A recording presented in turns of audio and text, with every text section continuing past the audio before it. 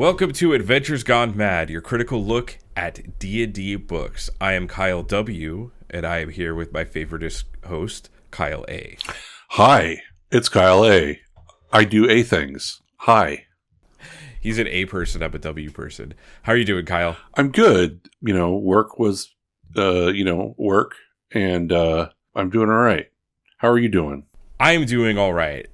I have a funny story about this podcast that happened to me. Oh my gosh. So when I edit this podcast, I export it and then I listen to the export because sometimes when I export the podcast, something weird happens. And I have to know that it happened and fix it. And after our last episode, Pharaoh, I was kind of running out of time. So I was like, well, the way that I'm going to listen to this podcast is by doing it while I'm driving. Because, I normally listen to podcasts when I'm driving. So I could just switch to our podcast and then I'll know if there's a problem. Well, one day I was like running out of time. So it's like, I'm going to swing by and get some Taco Bell. Just because it's right there. And easy meal, cheap meal. You don't like your bowels anymore. I get it. I've never had that problem with Taco Bell. I know that that's like the joke in the meme, but that's never been a problem for me. That's always been a problem with me.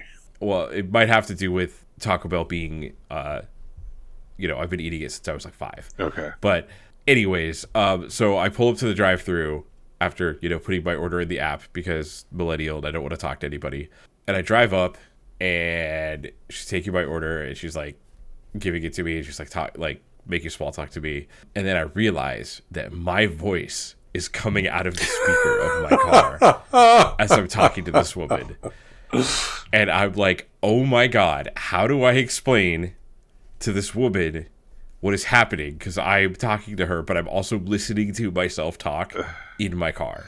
Oh my God. So I just turned off my speaker, just turned it down, didn't say anything, got my food and left. But I was horrified. That is so funny. Yeah, it is weird to listen to your self talk, and it would be very strange to I'm just listening to myself talk about stuff. Thanks. Right. I'm used to it, but it's usually in like a headset or something that or like no one else is listening to me listen to myself. Right. But I don't know how to explain that to a random person. Right. So granted, she was young, so she probably has heard of podcasts, and it probably wouldn't be that hard to explain, but I was still mortified. I would have been just like, yeah, it's just me and a podcast. And they're like, oh, what's the podcast? What does it mean? What does it do? We talk about old D&D modules. Oh. I actually just went to talk to my new financial advisor because I'm old, and that's what you do when you get old. You get a financial advisor who says, you probably don't have enough money to retire, and he's right. So I had to explain to him because he was asking me what my hobbies were, and I was like, yeah, I have a podcast where I talk about old D&D modules, and he's just like, that's great. Okay. What else are you going to say? Oh, that's just great. That's fantastic. It's like, you did not ask, what's the URL? Was it on Spotify? None of that. It was just like, oh, that's great. So being a financial advisor was their little air of why aren't you doing something that makes money? Yeah, Kyle? For reals, right? I had a different financial advisor, and he was great, but he was in Arizona, and he retired. So now, and it's funny because he was an older dude, and this guy is young, and he's very go-getter young, right?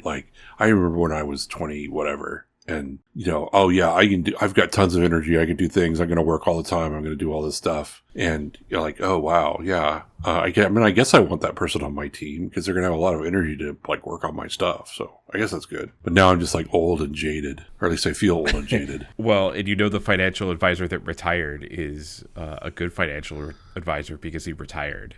So, so just a couple bookkeeping things up front with the podcast. First, I have to talk about my great shame in this is embarrassing.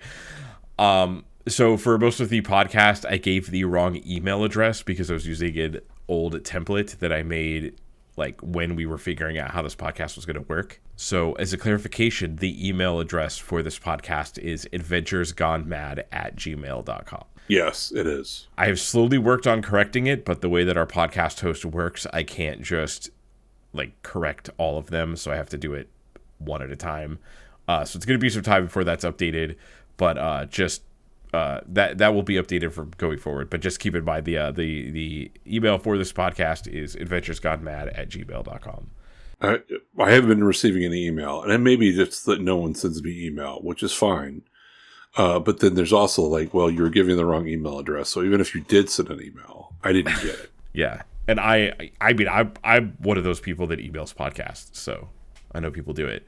The other thing that I wanted to bring up is that we are kind of changing how we record this podcast. So the last two podcasts, Against the Giants and Pharaoh, we made a discovery that if we record a podcast for way too long, it is very hard. Yeah, it's really tiresome. We get tired if we are talking for 5 hours about a podcast and about some module. Yeah.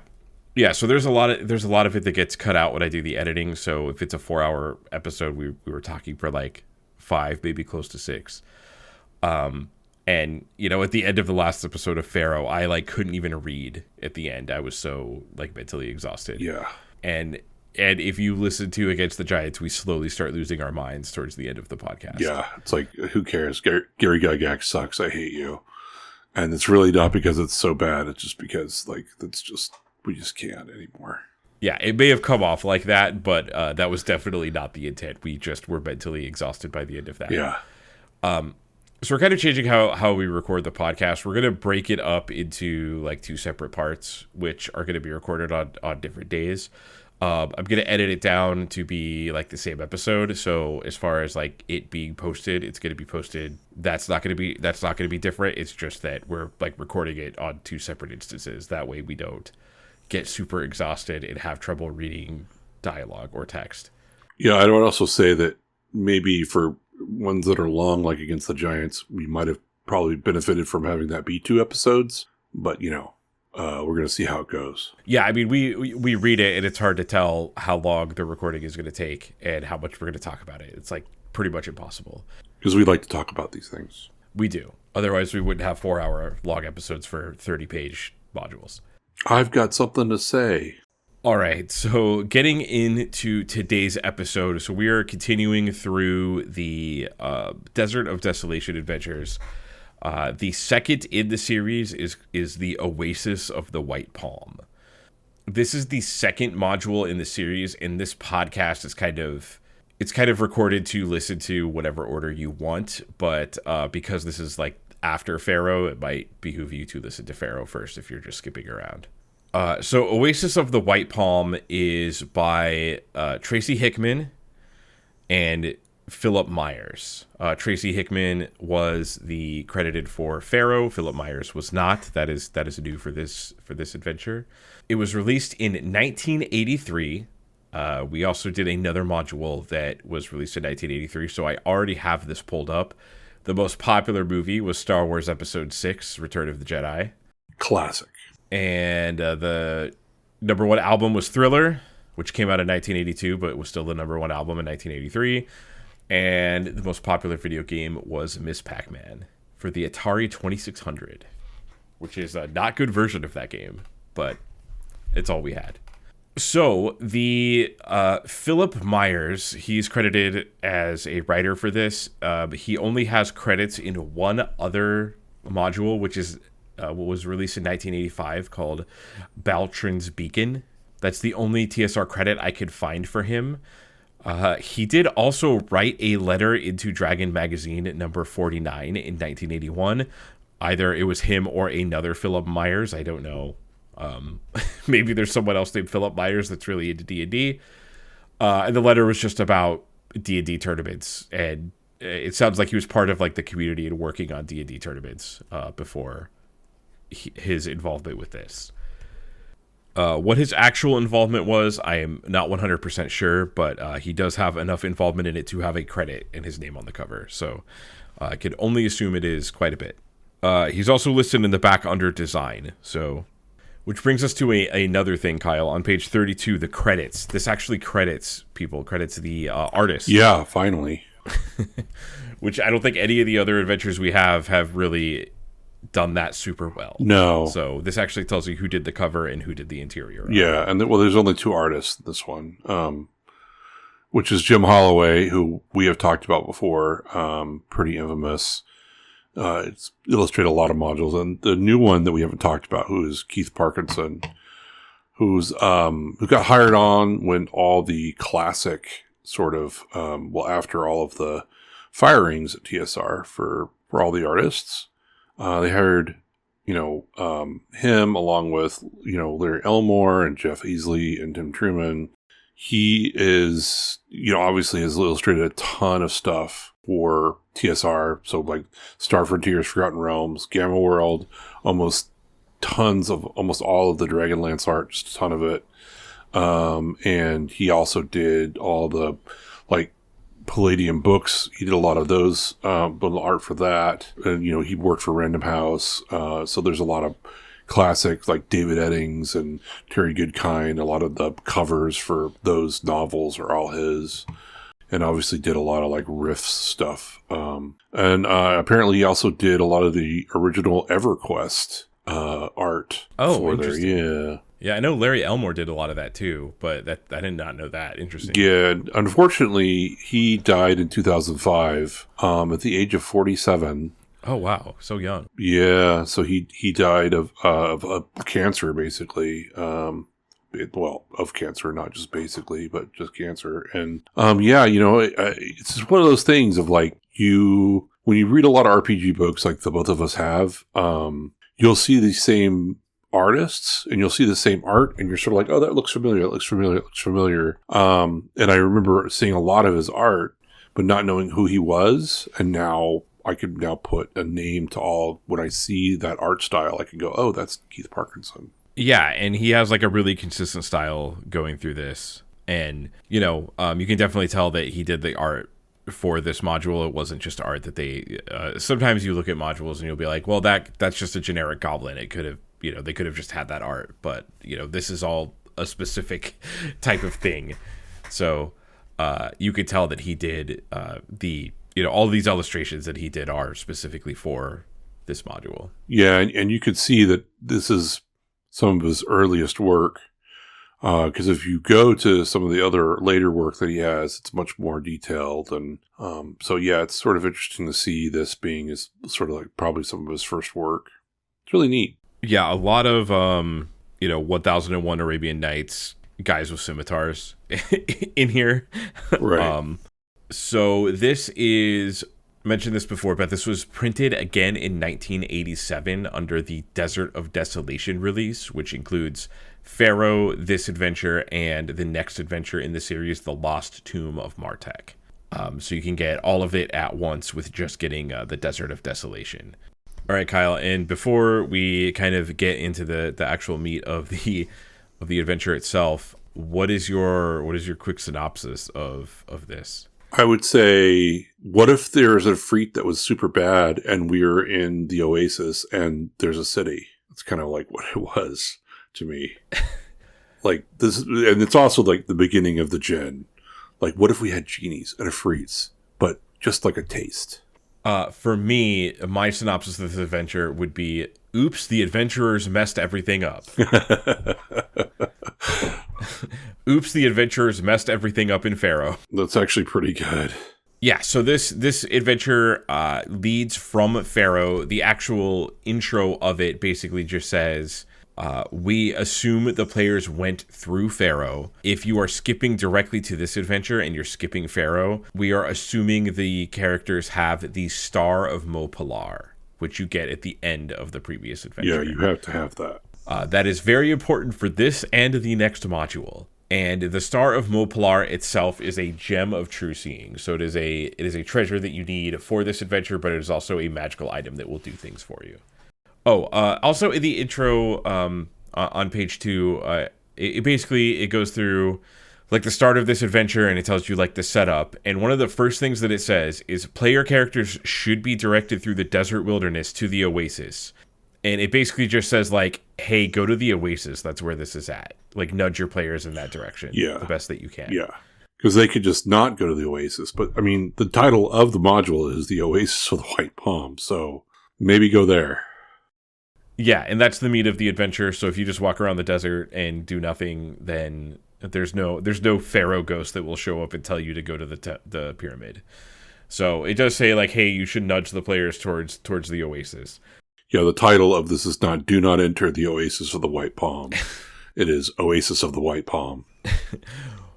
I mean, the funny part is, we all know that there's some kooky adventurers who are just like, no, I'm not going to go do that. And I have definitely played in those games, usually one-shots, where it's just herding cats. And you're just like, why are we even here? Yeah. The host of, Terry, the host of Mage the Podcast, he makes a joke about when you're a player in a game, especially a one-shot, the plot bus will show up.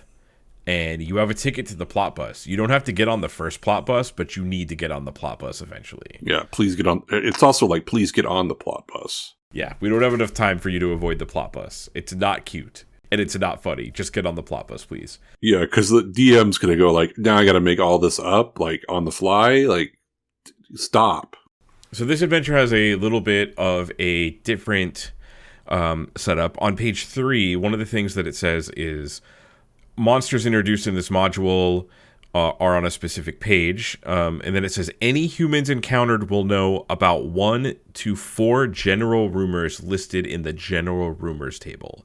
So any human that you meet is going to have rumors instead of you just starting with rumors like the other modules have done.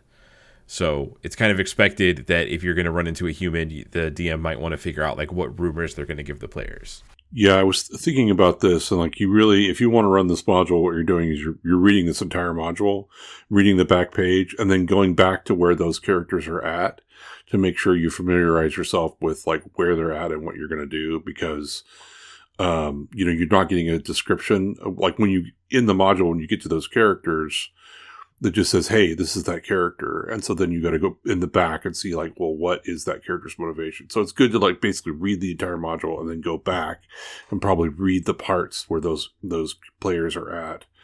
Or, when you get to that part in the story, make sure that you familiarize yourself and reread that whole thing.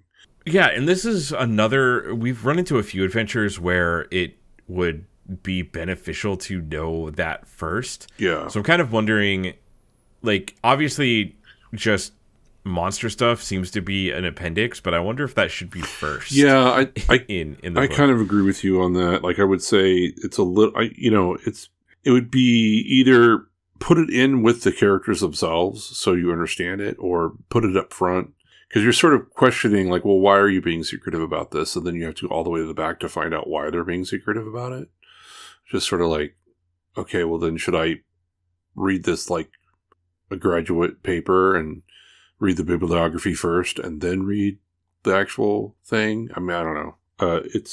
I could see that either which way is going to be difficult, but yeah, I don't know. It would be nice to see it first. I will say an advantage of early D&D is you could have a monster stat in 2 or 3 lines and you have like everything that it can do. In newer versions of the game, or at least newer RPGs, you're sometimes flipping back and forth, and you probably, there are D&D 5th edition modules that I've run where I've looked at the monster stats way more than anything else because I need like everything that it can do.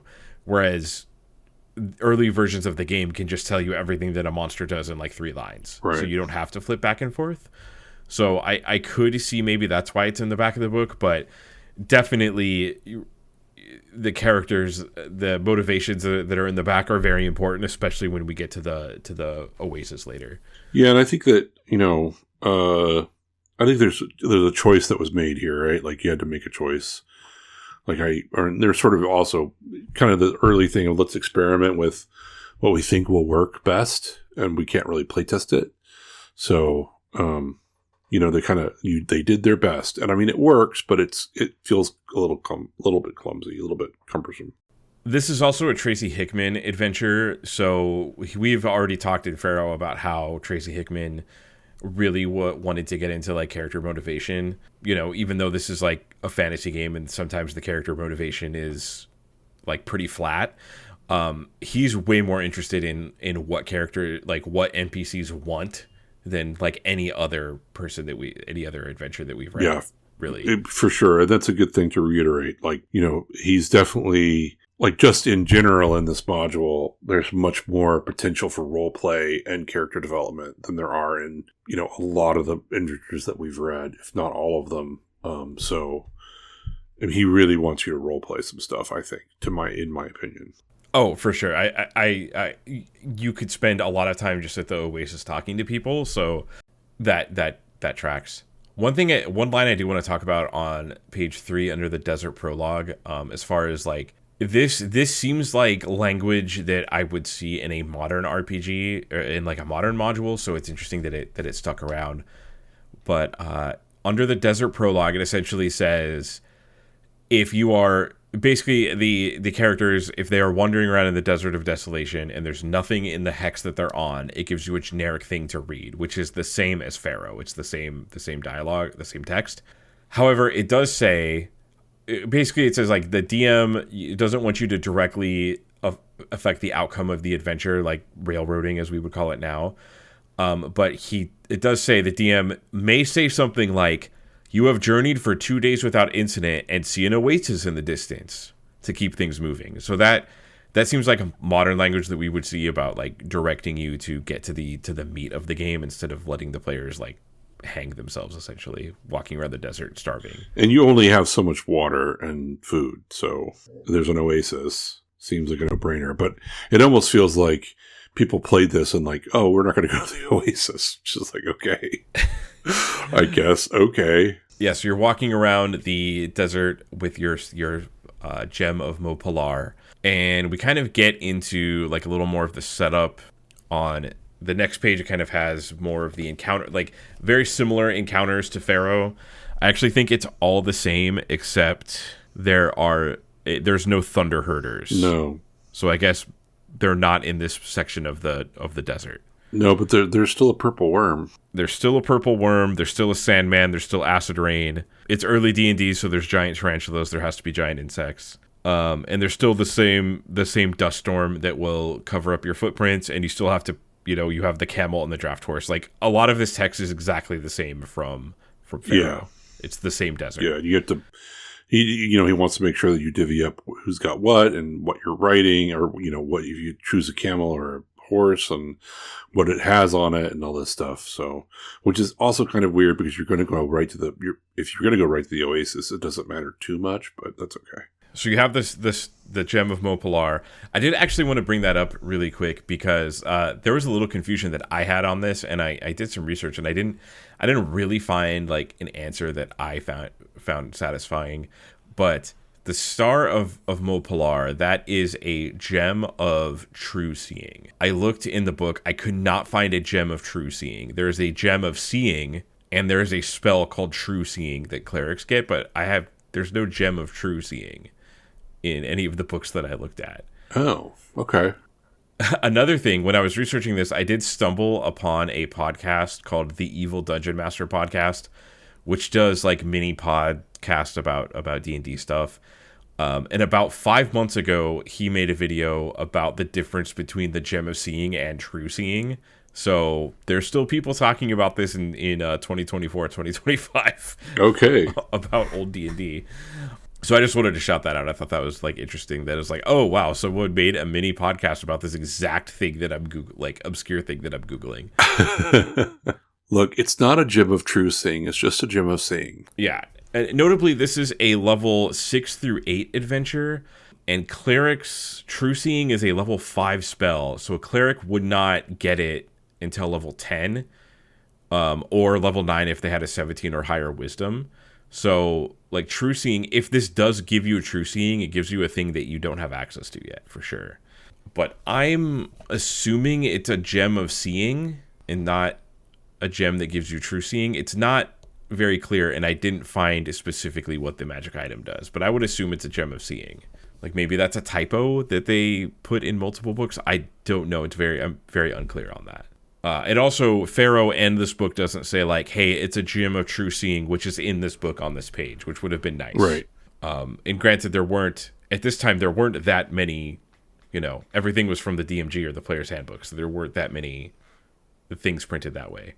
So yeah, on page 5, we get to basically the start of the adventure and the table of random rumors. Yeah, which is more interesting. You do get a bunch of, here's all your treasure, basically, like the star, and then all your, how much water and stuff you have, cash. Yeah, so. And then rumors. Yeah, and it also, we're back to the camel versus the draft horse. So you have your same, most of these rumors are actually true, except for, I think, only 2 of them. And some of them refer back to the previous adventure, and some of them refer to the next adventure. And I just wanted to point out Rumor 5, which I think is an awesome advertisement for the next module, which is, beyond the hills, the world ends. There the sky is bottomless. Ships sail the clouds, and their crews attempt to bring the souls they capture to the ancient city of damnation. True. That sounds very interesting. So you read that, and it's like, this rumor refers to the next module in the Desert of Desolation series. And you're like, what is going on in that module? Yeah. That's true? That's an actual true? Oh, huh. Hope for level 10 by then. Yeah, so if you've read the 3rd module, which spoilers I have by now, the rumors are actually a pretty interesting read. So it's kind of like, having read the 3rd module, it's kind of fun looking at these rumors. It really does like connect these adventures in a really cool way. So it changed. I just wanted to point out that it changed the way normally these rumors, I'm like, oh, that's pretty cool. But like, actually having read the next module, it kind of like really, it helps the design of the rumors for me. Yeah. To like bring this interconnectedness to these 3 modules. So page 6, the first thing is the battle plane. We had an extended discussion on last time in Pharaoh if it's Pegasi or Pegasuses, and this is the nail on the coffin. It's Pegasi. Ah, yes. I thought it was Pegasi. So this is what I would call like a very strong start. So the battle plane, and actually I'm just going to read this. The dunes are stained with the blood of the battle that raged here but a few hours ago. An army lies upon the churned-up ground, the sun baking their lifeless bodies and the remains of their camels, horses, and Pegasi. All is still save the soft rustle of the wind across the sand as it drifts over the dead.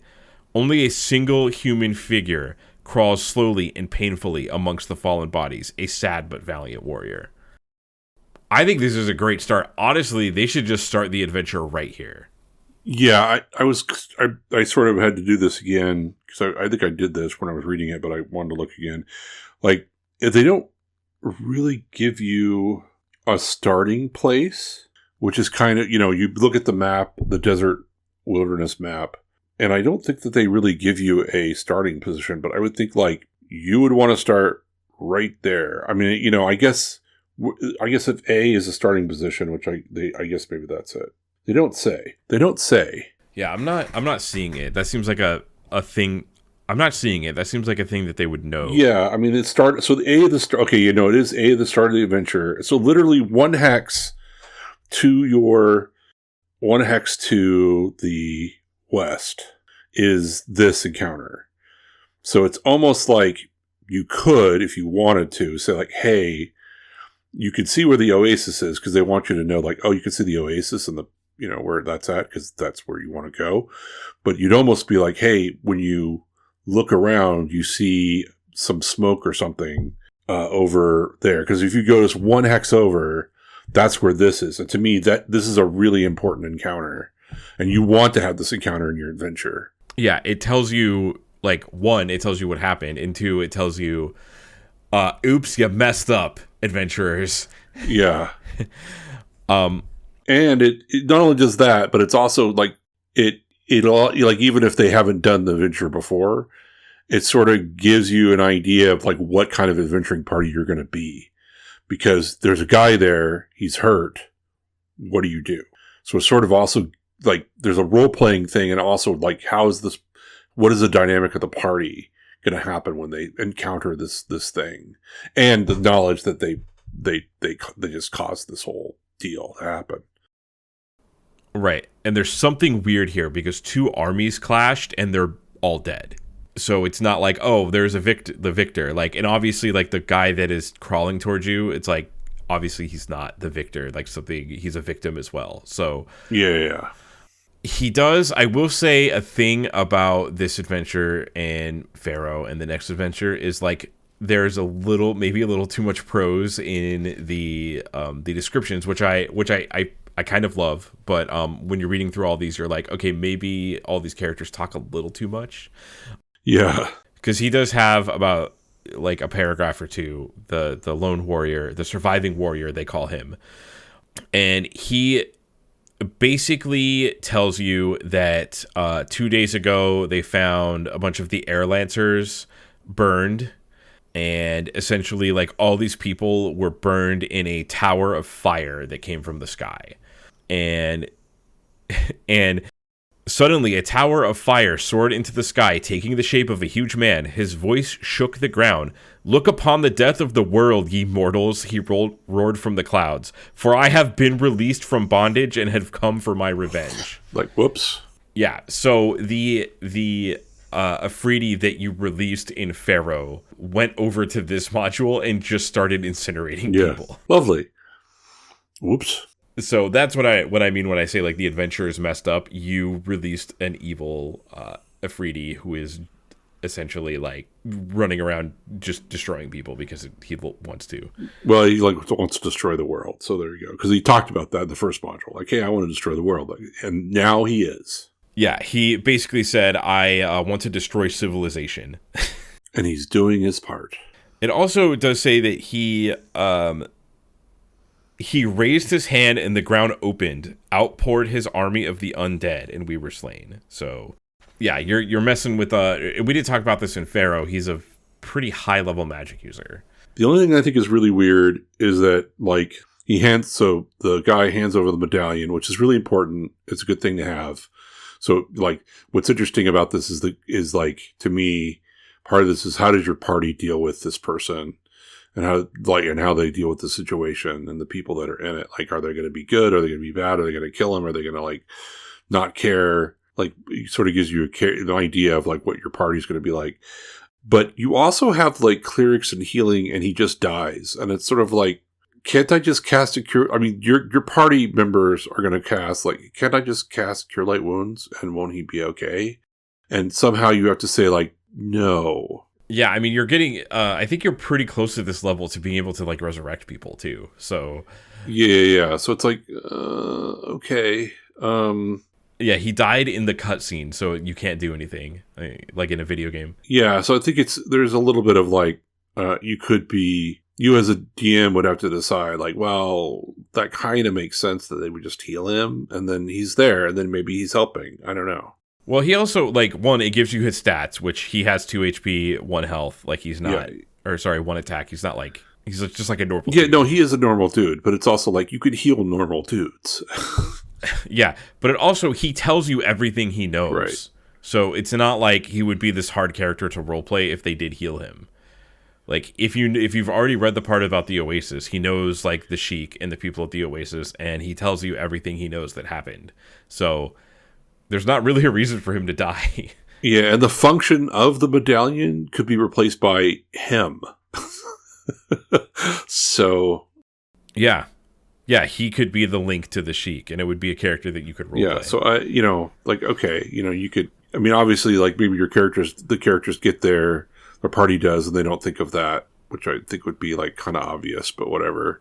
Yeah, or they're like, I don't want to waste a spell slot on this NPC. Yeah, and then it's like, well, then you have an idea of like what the characters are like, which I think is also sort of interesting. But yeah, I guess you could say he was cursed. Like he's not just injured; he's cursed. But they can remove curses. So, but yeah, this is I actually really like this scene of like starting off of just the party coming onto is like something really weird happened. There's like a bit of a mystery, but like if you played Pharaoh, they should be able to figure out what happened here. And like the motivations for the Efreeti are not complex. Let's say. No. I agree with you. I wish that like there wasn't even an option. Like, I mean, I think you sort of want to like pull the characters by the nose and head them over to this thing. It's one square away. You can entice them in other ways. Like, hey, there's that oasis, but there's this big like pillar of smoke, and you see, I don't know, something that makes it intriguing to go over there. Yeah, if I was running this adventure, I would just start with like you're walking through the desert, blah blah blah, and then you run into the battle plane, and then that's where it starts. That's how I would do it. I did look up the Infero. I just wanted to look at the text because I remember it talking about like, hey, you should lead the players to the place with the Efreeti. So this is like the language that they put in Pharaoh. So this is from Pharaoh. The pyramid tomb of Amun-Re represents the main play area of the module. The sunken city of Pazar and the treasure hidden there may either be an interesting sidetrack or, if the party is playing through all modules in the series, a major event. Yeah. So if they don't go there in Pharaoh, you kind of have to put the Efreeti bottle somewhere. Yeah. And I can't remember if that's optional or not. I thought you had to go there to get something, but I don't remember. No, it is. You can skip the sunken city of Pazar. It's like off the side. Huh. In fact, if you wander around the desert, you probably will skip it because Amun-Re will eventually yell at you repeatedly to go to the pyramid. Yeah, true. So just like it, I don't know if inconsistency is the right word. It does tell you it's a major event, but like you probably need to do this for the next two modules to make sense. Yeah. So on this page, there isn't really the the White Palm Air Lancers. It is kind of a repeat of the previous Air Lancers that you run into in Pharaoh. Same thing with the sinkholes. Same thing with the sinkholes, except it does say the White Palm Air Lancers are looking for servants of the evil Efreeti. So it does call out the Efreeti. Yeah. And it basically just says like they're going to treat everyone with great suspicion because of what's happening. But if you have the medallion and you had the dude, you probably would be okay. Right. And this is specific hexes that you run into. You will see a formation of people on Pegasi overhead that will come down and meet you.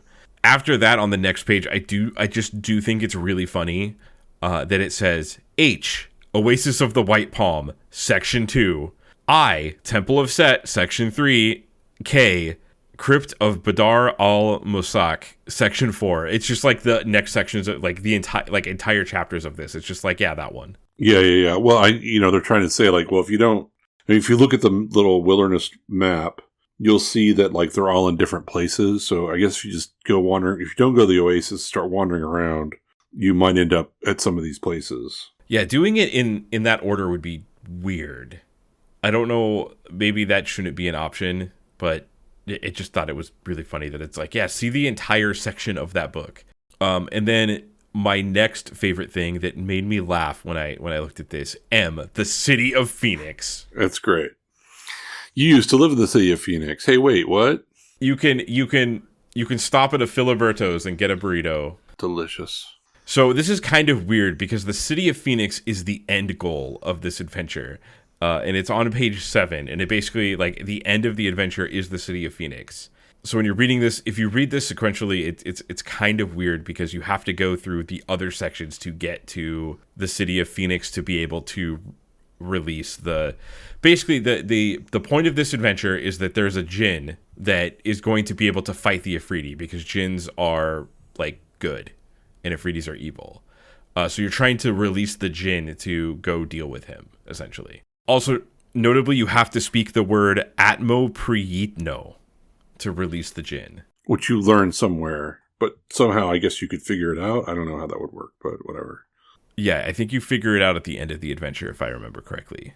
Yeah. Yeah, it's on the... Right, so that's right, if I remember correctly, you get the word Atmopryeetno by combining the amulet with her palm. And I don't know how you would have done that unless you've gone to the Oasis already. Yeah, there's no way. If you are playing this and your players get to the City of Phoenix without going to the Oasis and they say Atmopryeetno, you need to yell at them for reading the module. Yeah, how dare you?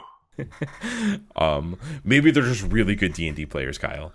I mean, if the word was like, I don't know, chocolate fudge, then maybe, but not Emperiti, no. So we'll probably return back to this when we get to the end of the adventure. He does notably gives you a glass bottle that has a servant in it that will help you, and notably it will not perform any evil act. It will leave if you try to get it to do something evil. It also can't cast wish. Right, because that's going to be, when you free a genie from a bottle, that's like your first question. Yeah, it also says the GM should allow the PCs to use the djinn so long as the use is not abusive to the game. So it kind of calls out like some antisocial behavior that might happen. All right, moving on to the next section of this adventure, Section 2, the Oasis of the White Palm. We are going to spend a lot of time here. Yeah, it's kind of the name of the adventure, so you'd hope you would. So faction alert, there are a bunch of different factions at the Oasis.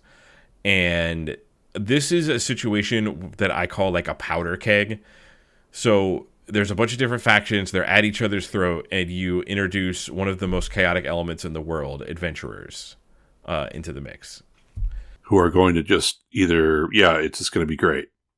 This is exactly what you want. You've got a lit powder keg, and now you have, the adventurers come in, and they're going to just like light all the fuses at once. Agents of change. Yeah, so the three factions that you're dealing with here are the Thune cultists. So they're old cultists that worship, it says idol worship, but later on it sounds like they're doing evil stuff. So I don't know exactly what idol worship means in this instance. Yeah, and there's a little bit of weirdness with that, because it's like set and all of that stuff. So the Thune dervishes aren't the same thing as the Thune cultists. Yeah, in the previous adventure, the Thune dervishes aren't like they're maybe like aggressive if you do anything with like religious temples or something, but they're not. I don't know if I would call them evil. There's also the Sheik loyalist. So they are people who are loyal to the royalty. And it does say that Sheik is aware of the cultists, but doesn't really have the power to do anything about them. Right. And then another faction is the slave traders. So there was a guild here that was recently overtaken by slavers, essentially. Yay, slaves. We love slaves. The adventure gets more into why this character knows this, but on the next page, page number 8, it says, so the Efreeti materialized within the inner sanctum of the cult's temple when their priest Korga was there. Korga, realizing how powerful the Efreeti was, pretended to worship him. The Efreeti told Korga that it was searching for a certain woman of the desert with a design on the palm of her hand. He knew that woman.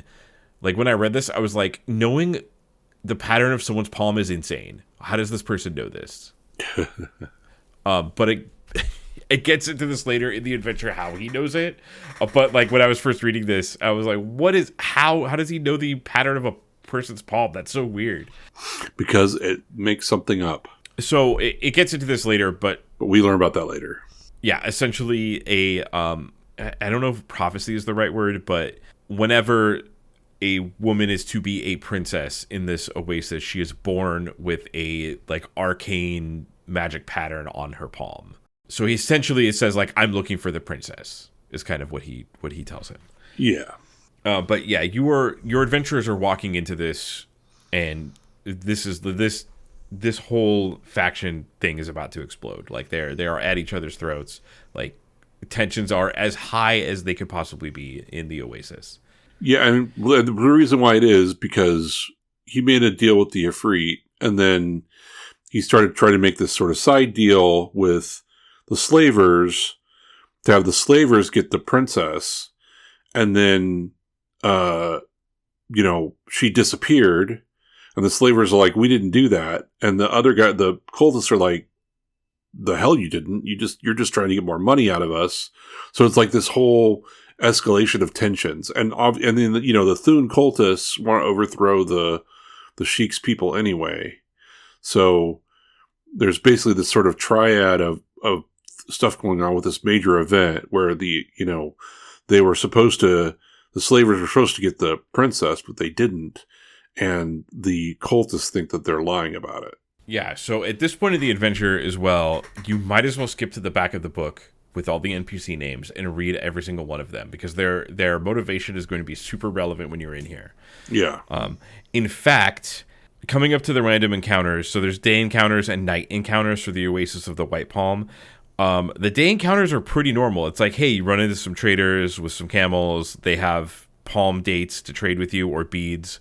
And then the night encounter is like slavers, a drow. There's a drow here. Yeah, I love the red. Like, there's a drow. What? Yeah. Qua? Yeah, of course they could just come out at night, but I don't think that there's any place in the entire world that a drow would hate more than a desert. Yeah, right. Like, I mean, I guess it's kind of okay at night, but during the day, not so much. Yeah, as much sun as possible and as dry as possible versus, a place where moisture can't escape and also there's no sun. So the special encounter table for the Oasis is where you run into, there are 7 different characters here, and they are all kind of important, and they are in the back, and they all have their own section about what they know and what their motivations are. So by now you really need to get back to the end of the module and like read all that. Although, like I said, you could read all of this and then go back and then reread the Oasis, having already read all the plot points for them, and it would probably make way more sense.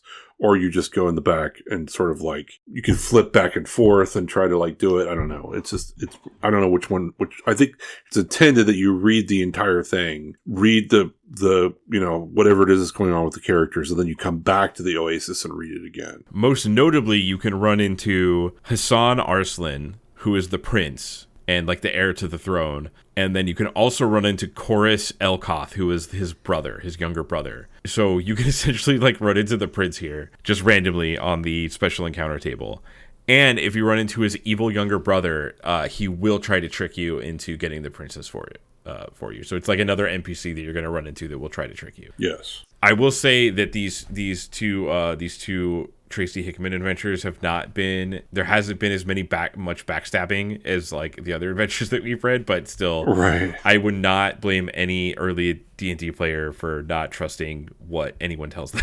Ever. So yeah, if you read this in order and you don't read the books and the what's going on in the back, you're going to be really confused. Yeah, or you read through it and then come back and read it again, and then it'll make more sense. Also, like, if you run into Chorus Ilkoth, which is the evil younger brother, he tries to trick you into getting the princess, but it just seems like it's pretty obvious that not a good idea. So I think it would take some like really good role playing to convince the party to do this. And he also only offers you a +1 mace, which should not be that worthwhile to you at this point. Like really a +1 mace. I'm like an 8th level fighter. Come on. Yeah, where's the Ring of 3 Wishes or something? Come on. And you can also, in this special encounter, run into the leader of every single one of these factions. So you have, like, Thune Priest, you have Thurnus Netmaster, who is the leader of the slavers, and you also have Hassan Arslan, who is essentially the leader of the Sheik Loyalists, because he's the next in line for the throne.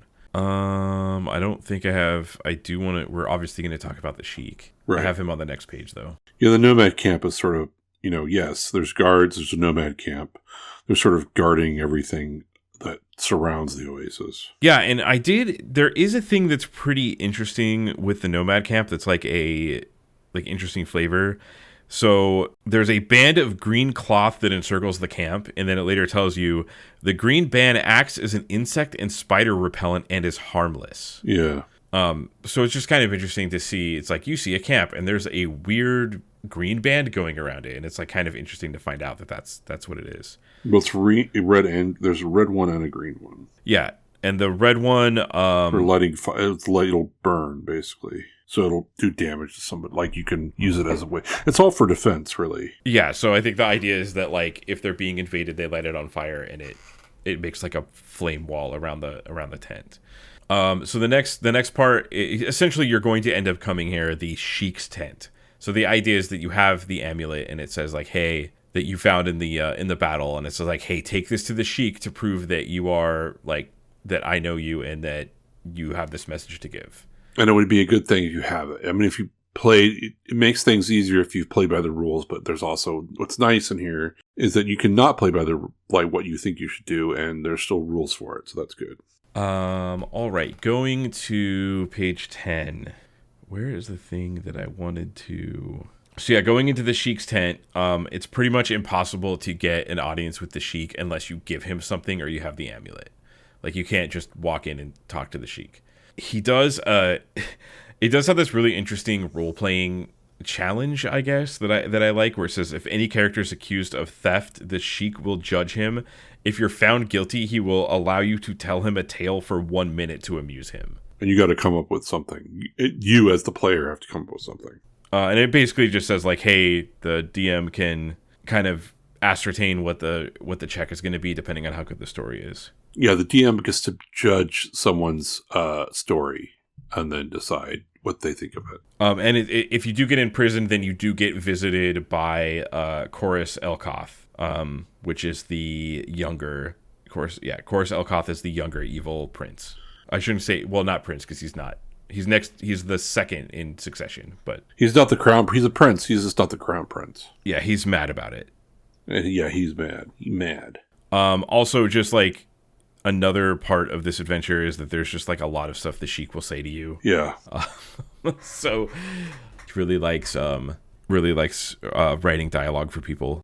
So if the Sheik does like the player characters, and if they show him the warrior's medallion, he will ask their aid. I am most happy to welcome you to our humble Oasis home and wish you all health and happiness during your stay among us. May our saddened hearts not dim the glory of your lives. Now I would seek your aid in a matter of great importance to me. Hear my tale, and if you be friends and willing, aid me as you may. While many among my people enjoy great health and happiness, there are those who, I fear, wish to harm me and my sons. The discontent are always among us, but never have they dared to act before now. 7 sons ago, Shadala, a young noblewoman from our tribe, was betrothed to my first son, Hassan. She was the chosen bride because she had upon the palm of her hand the sacred symbol. After the betrothal, the 3-day feast began. Yet the place was set, and no man knew the time. May Anu guide us. Word came by runner the same day that the army was needed to fight the evil Efreeti in the north. The warriors departed at once. On the following night, Princess Shandala disappeared. The marks in the sand outside her tent told of a struggle. The trail ended just north of our camp. Our warriors have struggled to hold the evil one and his army at bay. They have kept us safe until now, but their absence has weakened my position here and made my enemies bold. I believe that my enemies here in the camp, whoever they may be, have Hassan's bride. I ask you to help us recover Shadala, the beloved bride of my firstborn son. My second son, Chorus Elkoth, will aid you if you wish, and if you find her, then the wealth of my tent and the friendship and service of my kingdom shall be yours. So there's like kind of an arranged marriage thing here, but it's also like an arranged marriage via magic and prophecy. Yeah, I mean, you know, what fairy tale stuff, right? Yeah, I mean, lots of cultures have arranged marriages, and they all seem, you know, they work in various ways. So. But not through a magic palm. Not through a magic palm, that's true. An arcane magic palm. So this answers the question that I like earlier, where I was like, how does he know the pattern of her palm? That's weird. It's because also notably he says, my second son Chorus will aid you if you wish, and he is definitely going. He's like he betrays you. He does not like the Sheik. He's mad that he's not in the next in line. So on page 11 at the very bottom, H2C harem, it kind of uses that word. So there's like 3 wives of the Sheik. I just like, there's a little bit of history for the harem trope, and I just kind of wanted to like talk about that a little bit.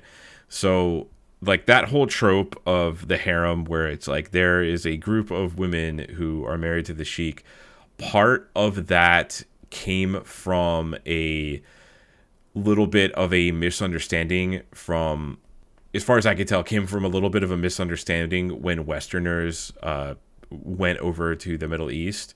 Like harem was like an area that only women were allowed in, and a lot of the like puritanical like Westerners just assumed like, oh, there is stuff like there is sex stuff happening.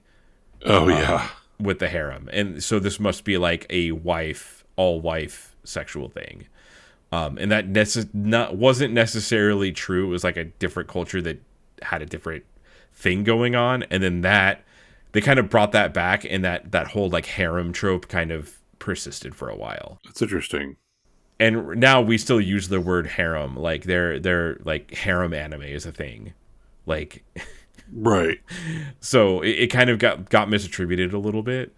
So there's like some interesting history with that, and obviously this is 1983, so I don't know how long that trope persisted, but yeah, harem originally was supposed to be like an area where only women were allowed to go to. Yeah, and at this time it was more like a harem is like a bunch of women, like, oh, he's got a harem of women that are all like his wives or whatever. Right, and that's what the trope is. But originally it was like, hey, here's this like area where only like the noble women are allowed to go. Right. Which like to the Westerners was like, that's weird. Why are men? Obviously, they must be having sex back there. They must be having sex there. Yeah, that's why men aren't allowed there. That's weird. Men should be allowed everywhere.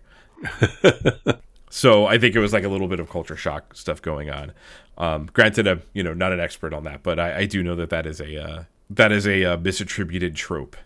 So also it does say that there's certain members of the Sheik's guard are traitors and they plan to kill the Sheik. So there's like a lot of like if you are a person that likes to run political games, there's like a lot of wild political stuff happening here.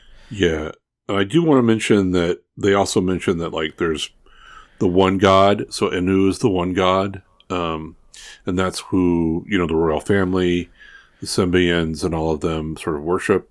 Yeah. So they have a monotheistic god, and then part of the cultist deal is that there's more than one god, and they're worshiping like Set and all of these sort of evil Egyptian gods. Okay. Yeah, I would have appreciated if it like came out a little like you find that out later from context, but they say idol worship, and maybe I'm misunderstanding what the word idol worship means.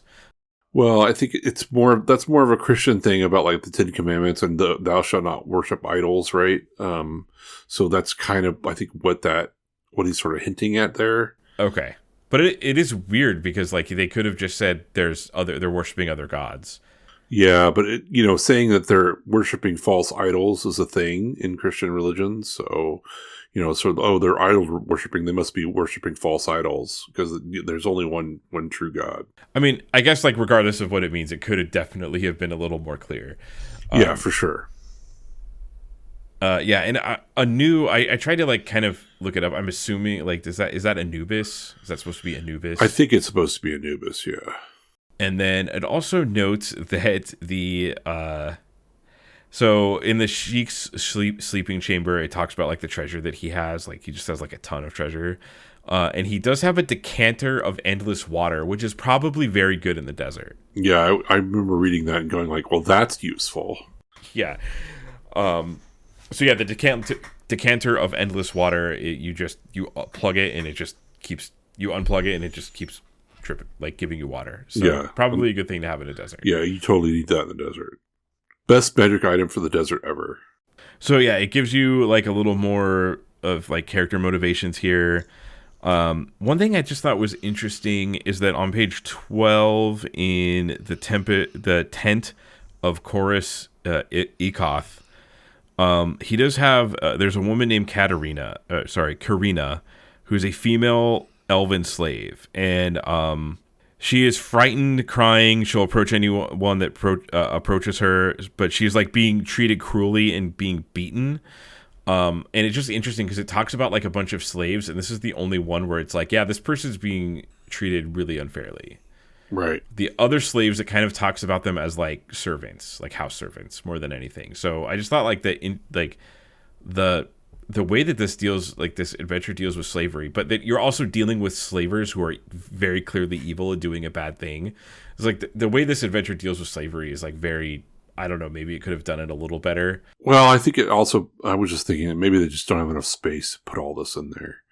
And he's really trying to pack full of this sort of political intrigue and these sort of factions that are against each other. And I think there just isn't enough, because I mean, there is a whole slave owners faction. And like, he doesn't really get into like, well, what is slavery to these people and why are they slaves? He doesn't really talk about that. And I think it's on some level, it's probably something that's not really that fun to talk about because, like, spoiler alert, slavery isn't really cool.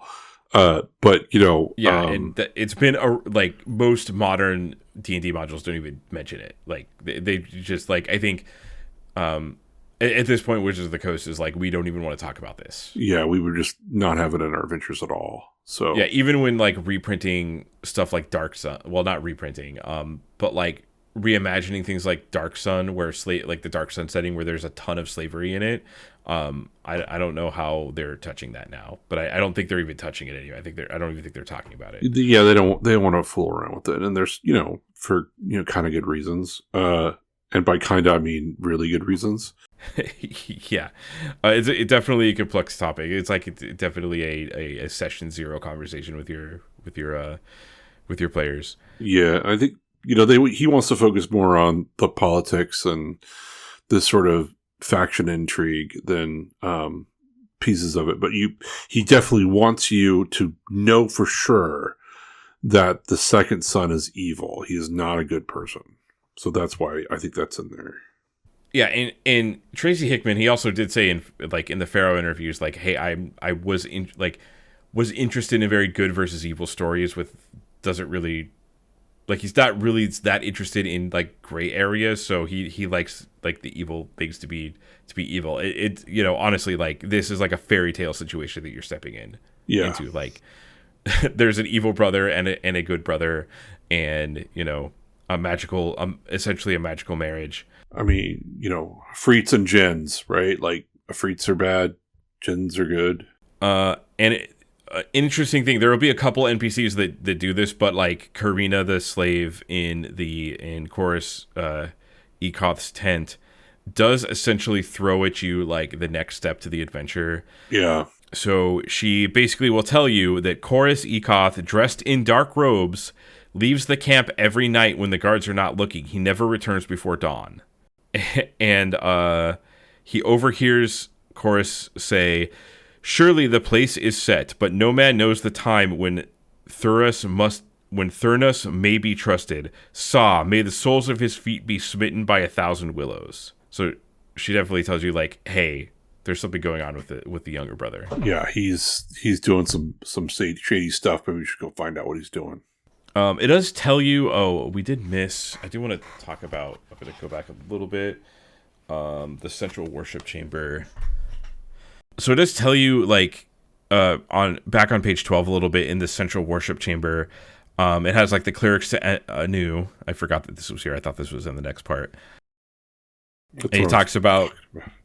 That's why I was talking about it, because I was like, why are we skipping that? Oh, sorry, I didn't mean to do that. So it does talk about the symbol on the palm of Hassan's bride comes from a tradition that is almost as old as the tribe itself. Only one woman at a time may bear the symbol, and only so long as she lives or until it is passed on to the new bride. So these women in this tribe are born with the symbol, and they are essentially like the destined princess. Yeah, and we know that she's still alive because if she died, the symbol would go to someone else. Yeah, so the symbol would have appeared on another woman who would have been supposedly who should be the bride. And the reason this is the truth about the white palm tree near the Oasis pool, that is, if one plants a date from the tree while praying to Anu, the date will grow into a full-size tree in only 1 week. The Sheik believes the Oasis of the White Palm was once the ancestral home of the tribe because the writings found inside the temple in the compound. The writings say, "The place is set, but no man knows the time." So that kind of tells you like the intrigue, like the what's going on with the palm, because you hear about the palm and you're like, what is going on? Right. I mean, the only thing on page 13, I think the bazaar is really interesting because like you could make that really complex and interesting if you wanted to, and also like buying and selling stuff, and the PCs could come back there later and sort of find new people. But isn't there a named person? Oh yeah, so in the H11, the common room in the Wayfarer's house, Rolando the Minstrel is there, who is one of the characters in the back. Yes, and he, I think, has some, if I remember correctly, I'm going to go look in the back really quick. I think he's one of those people that's like, by the way, the next part of the adventure is here.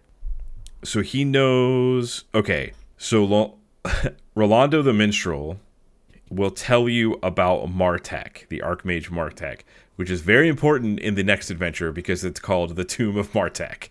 So he kind of tells you about the next adventure in a way. He also tells you how things are related, like there's the city of Phoenix and all of that stuff. So he sort of can nudge you towards like what your ultimate goal is. Yeah, and generally, like, the player should want to walk around the bazaar and, like, find stuff. There's all sorts of, like, weird merchants here that have dried meats. There's a blacksmith, there's a fortune teller, there's, like, a bunch of different stuff going on here. I'm also just now realizing that this is the Oasis of the White Palm, and, like, the whole thing, like, yeah, there's a white palm that grows, right? But it's also about, like, a symbol on a person's palm, which is probably, like, a double entendre that I just didn't get until now. I didn't get that either. When you said that, I was like, oh yeah, right. It's the Oasis of the right palm, and it's the palm. It's on that person's palm. Yeah. Anyway, sure. Yeah, I don't know if it actually tells you what like color the symbol is, but maybe it's white. I don't think I have anything. The monolith H7. I had a note on that. Well, the monolith is supposed to be for the next module as well, right? Yeah, so the monolith H7, the monolith is how you can get into the Temple of Set. It is one of the ways. Okay, right. Yeah. So there's multiple ways to get into the Temple of Set, and there's a monolith here that you can there's a secret door on the north side that will let you into the temple, which is the next part of the adventure. H10. Yeah, so one thing about H10 as well is the compound wall around this whole thing. It was kind of hard for me to envision until I looked at the map, because the compound is huge. Yeah, it's massive.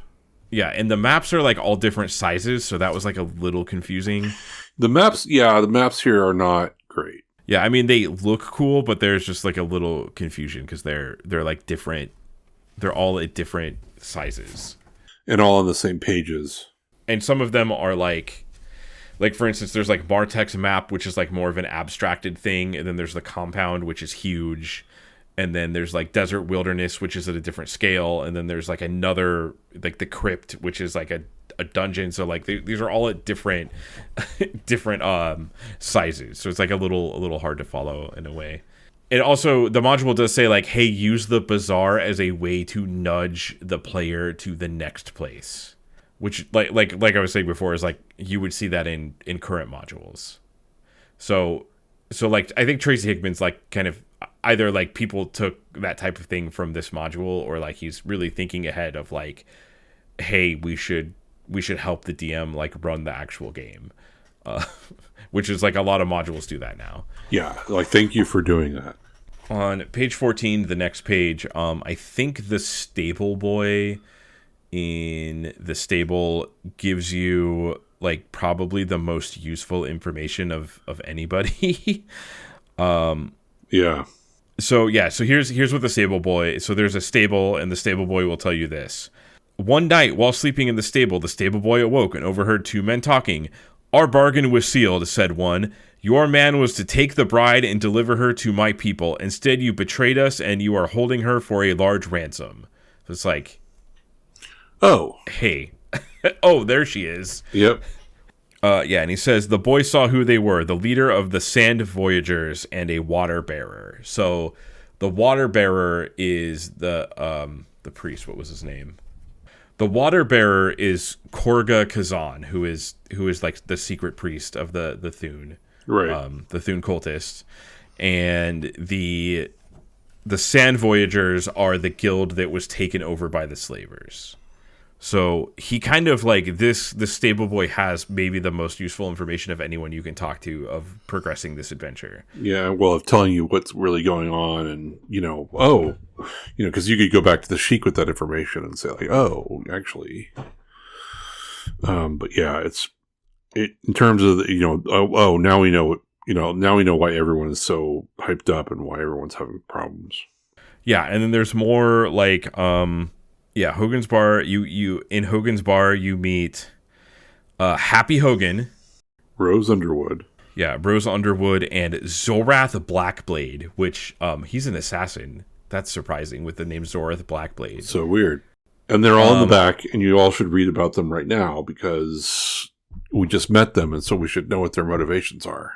Yeah, also like Happy Hogan. The other thing is like, of course, like Happy Hogan, the Marvel character, is the first thing I think about, but he's like a character from the '60s. So, like, I don't know, maybe Tracy Hickman wasn't like a huge comic book person, but like, I don't know, like Happy Hogan, that calls to a specific character, unless that's a reference to something I don't know, and the character is named after that. I don't know, but this area is very much like, hey, wander around and talk to people and figure out the plot. Like that's what this adventure, the design of this adventure, wants you to do. Like you're supposed to be a little lost in the Oasis after you talk to the Sheik. Right. Like that's the design of this adventure. How do you feel about adventures that do that? That like purposely make you feel like lost? Is that how does that design? How do we feel about that design? Because these early adventures do that a lot, right? Where Yeah, they I mean, want to confuse the mapper, or they want to do this. I think it's just like you need to use this sparingly, if not at all, because it gets confusing. And I mean, I understand the intent, but I'm not sure that intent always works, in my opinion. And my big concern with this as well is that it introduces a lot of characters. Like if I didn't read this module and I was a player, and we were walking around talking to all these people, I'd be like, wait, okay, what did Zorth Blackblade say? Okay, so I'd write down like Rose Underwood, she's this, and she said this, and the stable boy said this, and then who's the water bearer? What's like putting that together can be interesting, but this is a lot of NPCs. I prefer putting that together when it's like 4 NPCs and not 12. Yeah, so if you could look at the back for just non-player characters, remember like the stable boy's not in here, and like the Sheik's not in here. There's like Hogan Underwood, and there's something going on with Hassan because, like, however, I don't know, I'm confused exactly how the formatting of this page, because it seems like it goes, like it should read, you go down and then you go up to the next page, like that's where it should be, but then it actually reads as 2 pages going down. It's very strange. I don't know. It's hard to explain it to our viewers, our listeners rather. But I think the 2 pages are actually like as if they were 1 page, rather than because like everything's in 2 columns, and then you read down it. So when I first read it, I went like, well, wait a second, why are we talking about Hassan? And then suddenly we switched to Korga. Like, what is going on here? But it's just the way it just got formatted weird, where it was all really these 2 pages are really 1 page. So that was confusing. Because, you don't have enough characters that you're confused about at all in order for even the formatting to be confusing. But anyway, so you have Hogan Underwood, and then you have Hassan, who is not, anyway, you have Hassan, you have Chorus, you have Thurnus, Korga, Zorath, Rolando, and Rose. Right. That's a lot of people. And granted, when we're reading this, it's like, first of all, I'm reading on page 14 in Hogan's Bar. It's like monster number 2, Happy Hogan. That's like a whole dude. Monster 3, Rose Underwood. And then monster 4, Zorth Blackblade. So it's like 3 people. So obviously when you're reading this in a row, you're like, oh, what are all these people doing? Like as a DM, that's how I'm thinking. But obviously like there might be an hour of time between the time a player talks to Rose Underwood and then goes and talks to, Thurus Netmaster or whatever his name was.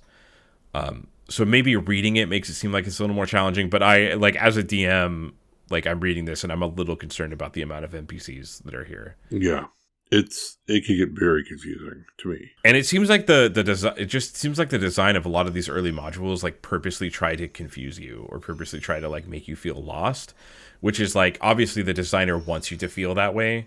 And I think they can be pretty successful in doing that because like, it's a fantasy world that you're walking around in, like making someone feel lost in that is not hard. Right. So I don't know if these designers are doing that because it's an easy thing to do in a fantasy world where you don't know anything about it, or if it's like purposely like it just seems like a repeat thing that's happening in these modules.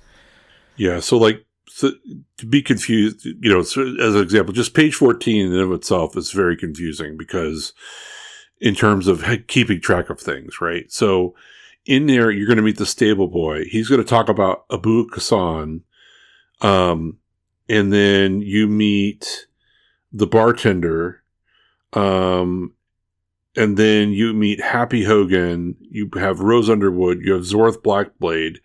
And then Hogan has a chef, or chief, sorry.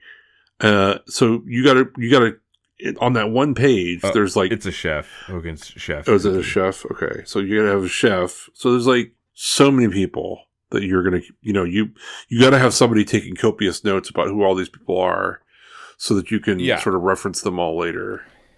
If that's the intent, I think it's pretty successful at doing that. It's just like how that plays out, I'm very curious. Like, I feel like some groups might handle that really well, and some DMs might read this and be like, I'm just gonna give you the information you need to go to the temple. Yeah.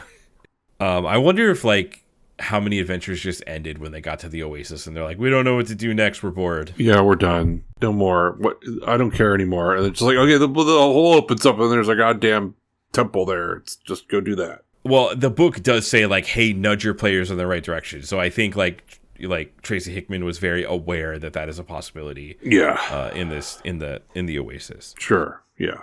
But like through talking to all of these characters, you should hopefully figure out how to continue next. I do also want to say H16 is Happy Hogan's Desert Igloo, and just like the phrase Desert Igloo is very funny to me. Also, I just thought it was really it doesn't... Where's it? Okay, so also on this page, it does say from 8 a.m. to 11 p.m., monster number 1, the stable boy, will be encountered. So I just think it's like, I haven't really seen specific times being called out in these adventures. So that's like kind of a weird thing to say, especially with how like obsessed with detail in like fantasy world that they were. So it's like, I've tried many different ways of tracking time in fantasy, and it always in D&D, and just use Monday through Friday and just use time. It's too confusing to not do it. Right. Like, are you keeping track of the days and nights and all of that? Okay. Sure. All right. Page 15, the ancient temple. That sounds important. So there's an ancient temple. The PCs have a 30% base chance of reading the runes. So again, there's like an ancient altar with runes on a stone behind it, and it says, I, Martek, have laid up for you a great power and treasure for when you return to wrestle with the awakened evil. No man knows the time, but the place is set, not at White Palm, yet neither far from it. So this is a reference to the next adventure. Yeah. Which is called the Temple of the Temple of Martek. So he's important. This goes to the House of the Sand Voyagers Guild, which is the guild that has been taken over by slavers. Right. That's the slavers faction. So this runs into a D&D trope that I love that you still see in adventures. I call it the writing down the bad thing you are doing trope, where you find the ledger of the Sand Voyagers Guild and you find out they're slavers. So they're just writing down they're writing down the crime they are doing. Often in these D&D modules, you will find a note that's like, I worship Asmodeus. It's like, why would you write that down? Like, why have you written that down? Like, I don't, So that's a trope that I just love. I will put that in my games. I don't care. It's stupid and I love it. So yeah, there's a records office and there's a ledger of the Sand Voyagers Guild where, like, careful inspection, it shows that there's 2 types of handwriting that is basically selling slaves. They're like abducting people and selling them. Lovely people. So we did talk about like how weird the whole slaving, like the way that it's addressed in this adventure, but I'm a little confused by this because he's like, I'm reading this and it's like, oh, he's selling slaves. It's like, who is he selling and to who? Because like there's no one in this desert. It's just, and like leaving and going is very hard. I mean, they sort of allude to it with like, okay, there's a sand barge thing or whatever. So does it mean they're like taking people from the White Palm, the desert, and then shipping them somewhere? Like, what's going on? But yeah, we obviously do not know the economics of this whole system for slavery. And we're curious about it because we're nerds, but, But so, like, I read this and I'm just like, okay, they're not interested in the like mechanics of this because they just want like an evil person to kill, which is like fine. I love killing slavers. That's great. Yeah, I'm going to feel good about killing this person. Yeah, but I think it makes the design of this whole thing less interesting because like there's like a bunch of these factions are just bad. Yeah. If you have in my the way that I look at like the powder keg situation where you have multiple factions that are going against each other, it's best if those factions are not mustache twirlingly evil.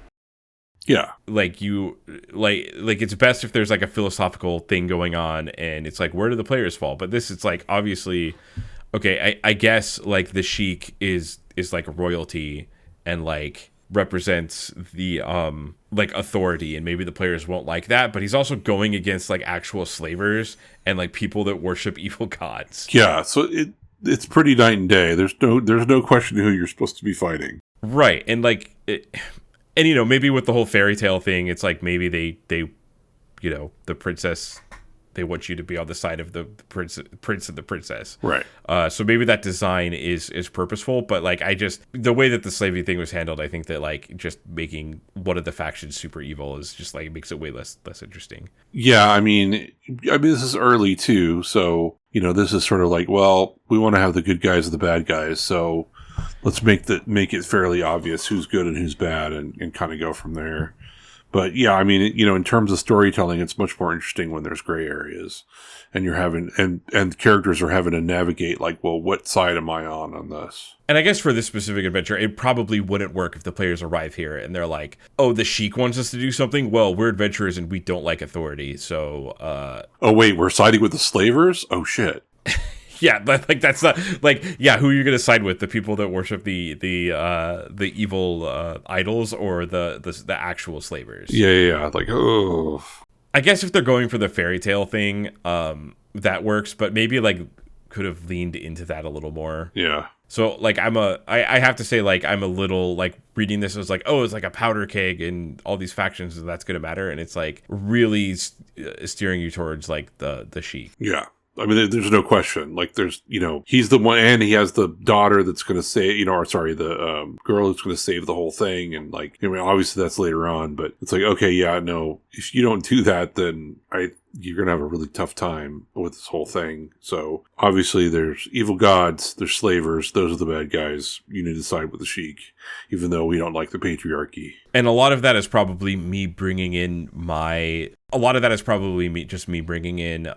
some preconceived notions of how faction stuff works at D&D, and that wasn't the intent. I don't think that is, but like it's just well, you know, if you think about it, like, this is, again, we're going back to sort of this board game sort of thing where instead of, you know, we know that we want to create stories, we want to create rich stories, right, that have a lot of thought and intention, and we're, you know, you're trying to think about how these things should work, because that's what's interesting to us, and those are the things that we remember in the games that we play.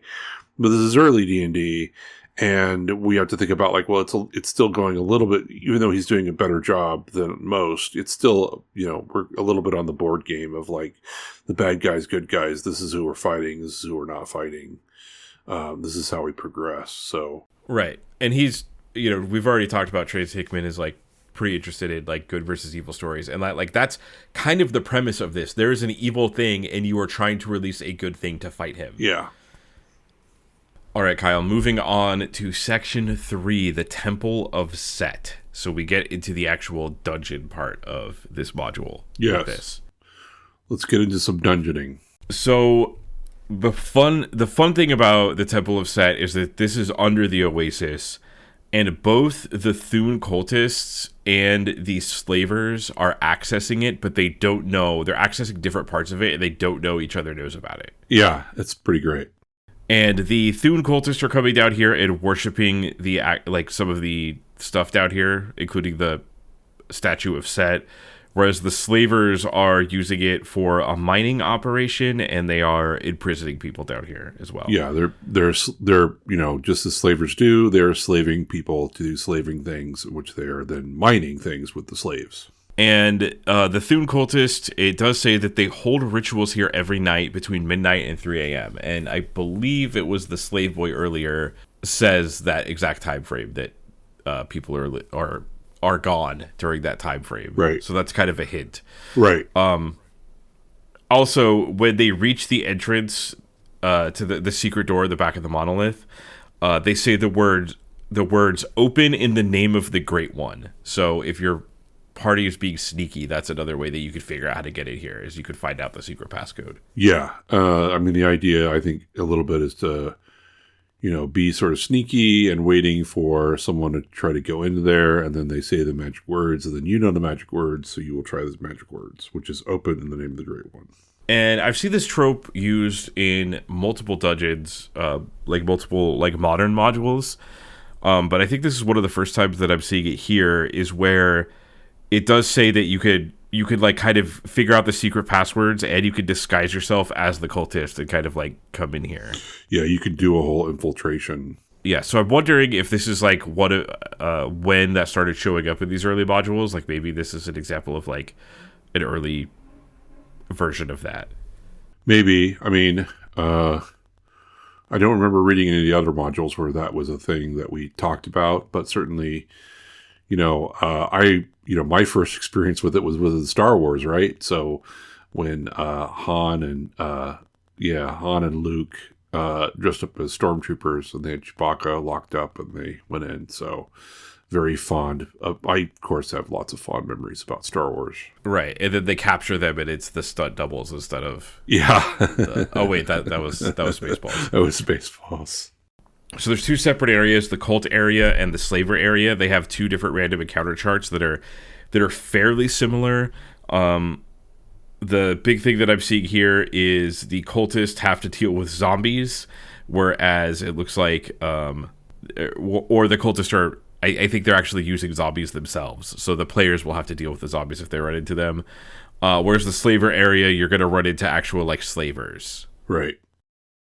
And they both have to deal with mummies. Both of them have mummies on the actual encounter table. Yeah, so mummies are an issue in this dungeon. Also, giant poisonous snakes. So be on the lookout. Giant poisonous snakes. And of course, what do we love, Kyle? What are you getting at? Spiders. Oh, yes, giant spiders. There's always giant spiders because it's old school D&D, and we need big monsters that are little, Yeah, we need big insects. Big insects, in early right? D&D. That's what I meant. Big insects. It just needs a caveman to be in here. Okay. So, right. So, as far as getting in, there's a giant stone door, and there's a zombie. So when you say open in the name of the Great One, the zombie will open the giant stone slab for you. So it's actually a zombie that is letting you in. It is a trained zombie, yes. A trained zombie is letting you in. And the zombie cannot discern who's a cultist and who's not. He's just words? Okay, I open this. Yeah, he's just being used for physical labor at this point. And you also have to say close in the name of the Great One to have him close the door. So if you only learn one of those passphrases, he won't close the door. So that's going to be fun. If you come here at night, there will be cultists in this area, so it does tell you about how to run this depending on what time that the players show up. So that's going to change things a little bit. Yeah, I think that's actually kind of an interesting one. Hey, it's a time-based dungeon, so if you are here when the cultists are here, there's going to be a lot more cultists to deal with. If you're not, then it seems like it'll be a little bit easier if you come here when there's a non-cultist time. Yeah, it does make it feel like a real world where people are moving around and walking around and living their lives. So I think that adds to the module. I don't think the funny thing about these modules is that I don't think people are playing them twice, but it's nice to have a conversation of with someone oh, what happened to you when you played this module? I've definitely done that with the newer modules. Yeah, and you could be a DM that's running it again for a different set of players, I guess. Yeah, that makes sense. I feel like that makes sense now that you're saying that. Maybe that is more for the DM instead of the players, because I definitely like to run modules I've already read, because then it's less work because I've already done it. Exactly. All right. So moving on to page 17, I want to talk about the outer temple of Set. Yeah, this is a very weird room. Yeah. It has a diagram. So it has a diagram so you can understand like how this works.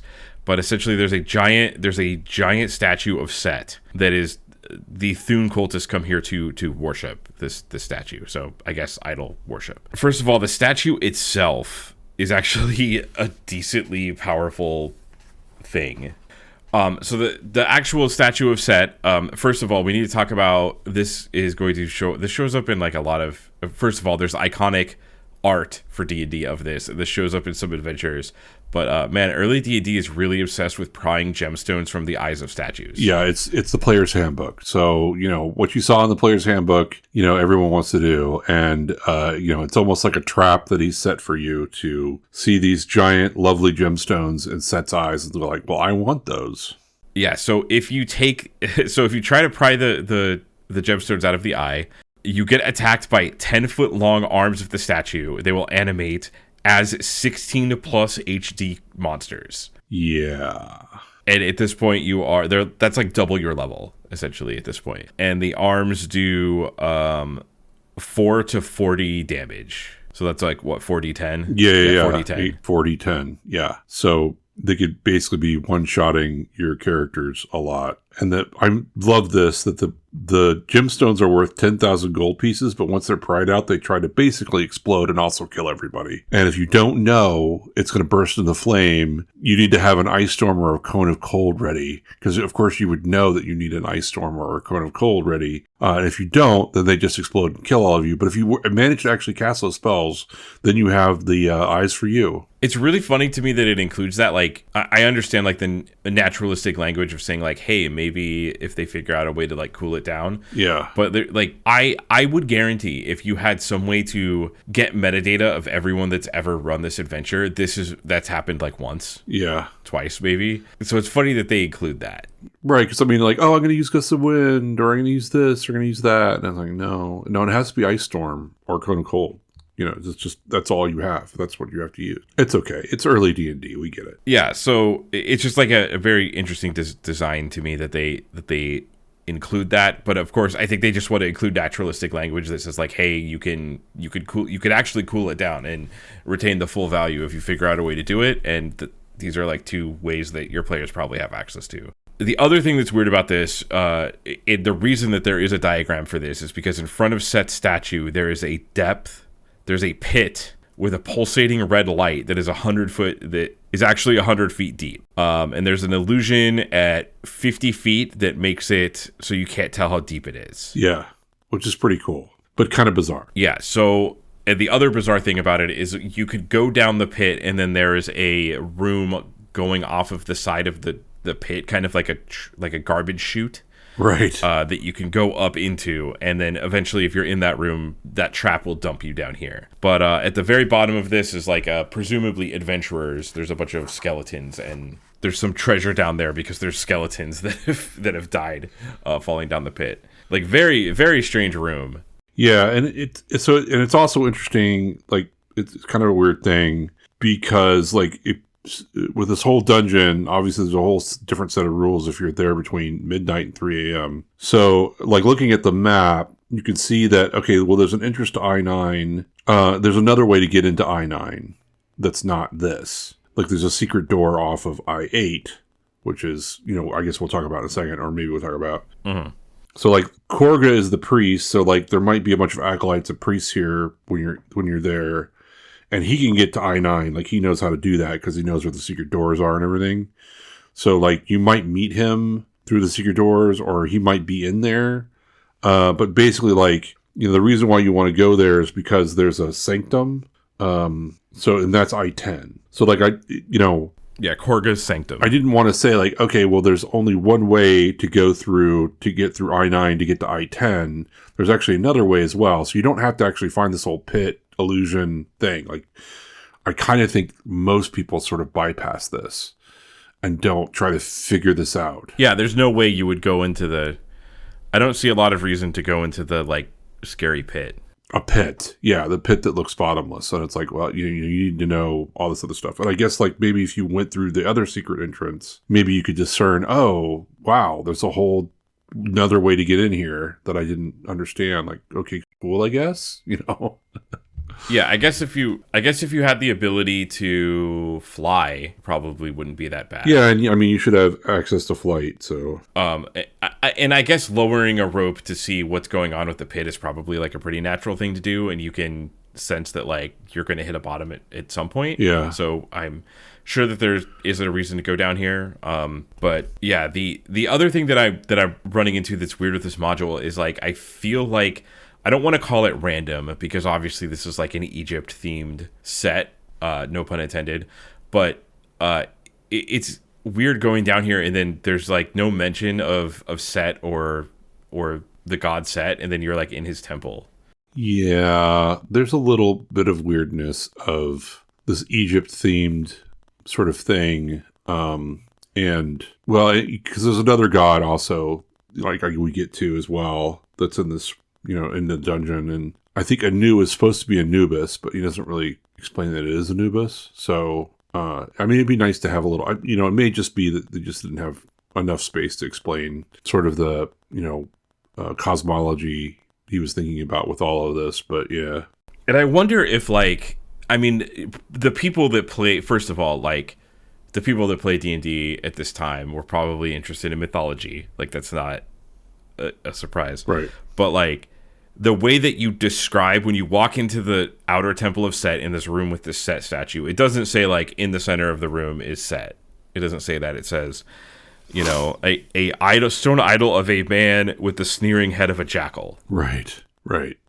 So is the design of this trying to have people have this moment of discovery, the players themselves be like, oh, that's Set. You're talking about Set. Like, is that a design intent here? Yeah. Or is it just Egypt is cool and we want that in here? Yeah, it's a good point. It would be fun to ask him that. Like, when you were thinking about this, did you not specifically say Set and then you wanted people to discover it? But yeah, no, that's a good point. Like, it would have, I think it would have been better if there was some sort of mention of Set in the like previous module or this module, or like, hey, the ancient people here used to worship Set, or that's why he has a temple. It just seems like, I don't know if random is the right word, but it is kind of weird that that is presented here. Yeah, that way. It's more like we like more information. Like we want a little cosmology. Maybe not cosmetology.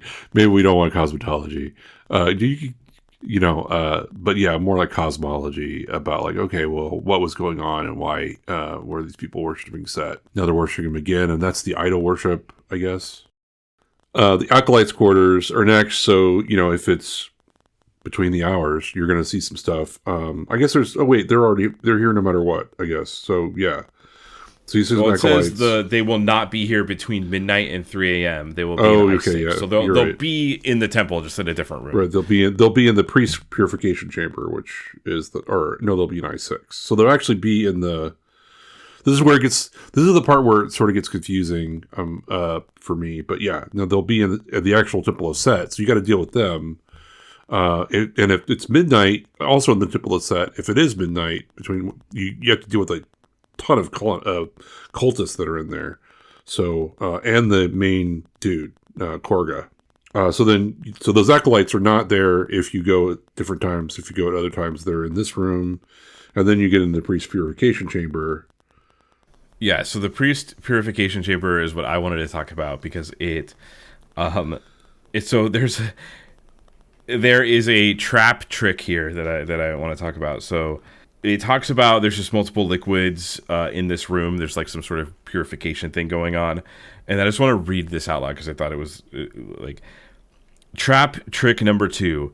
This is an evil ichor that causes 2 to 12 points of damage to neutral characters and 4 to 24 points of damage to characters of good alignment during each round they are in contact with it. So this liquid, depending on if you're neutral, good, or evil, is different. Yeah. So it just made me think of the scene in The Thing, where they have the petri dish of blood and they're burning it to see who's the thing. Yeah. Like you could use this ichor that way to see who's evil. Right. Like, oh, it didn't hurt you. Okay, well, you're evil, obviously. Yeah. So you can have that. You can do that scene from the Thing where you're trying to find out who the thing is, right. But with this, but whether they're neutral or good. Yeah, which is like it's interesting that the different characters interact with it in different ways, but like the world building like ramifications of a liquid that does that is kind of interesting to me. I just think it's a little silly, is all. And I think I9's sort of interesting. So it's basically the room that was in the pit, like where you can access it through the pit, and there's a white in there, and basically like there's a trap that will make you fall into the pit if you don't do it right, or Yeah, so this is the other side that makes you fall into the pit that's in front of Set. Right. So it's kind of like it's kind of shaped like a V. So think of it as like Set is on one side of the V and this is on the other side. Yeah. And it's like a chute that would make you fall into there. But there's also a white that is trapped down there that presumably died at some point. Yes. So like you can open the door, there's a white there, and then but then it could also open up the trap and then you could fall into the pit. Whether the white follows you, I don't know, but Yeah, and you also have to deal with there's like a heavy mist of that illusion that will block your vision while you're fighting the white. So yeah, and the white also has that disadvantage, but yeah. And then Korga's moving on to like Korga's sanctum, where Korga is actually at. There is a item here called the Skull of Garoth, which this looks like it's the only Skull of Garoth in D&D. I tried to find it elsewhere, and I only found references to it in this adventure. So it is an evil artifact that is only usable by clerics.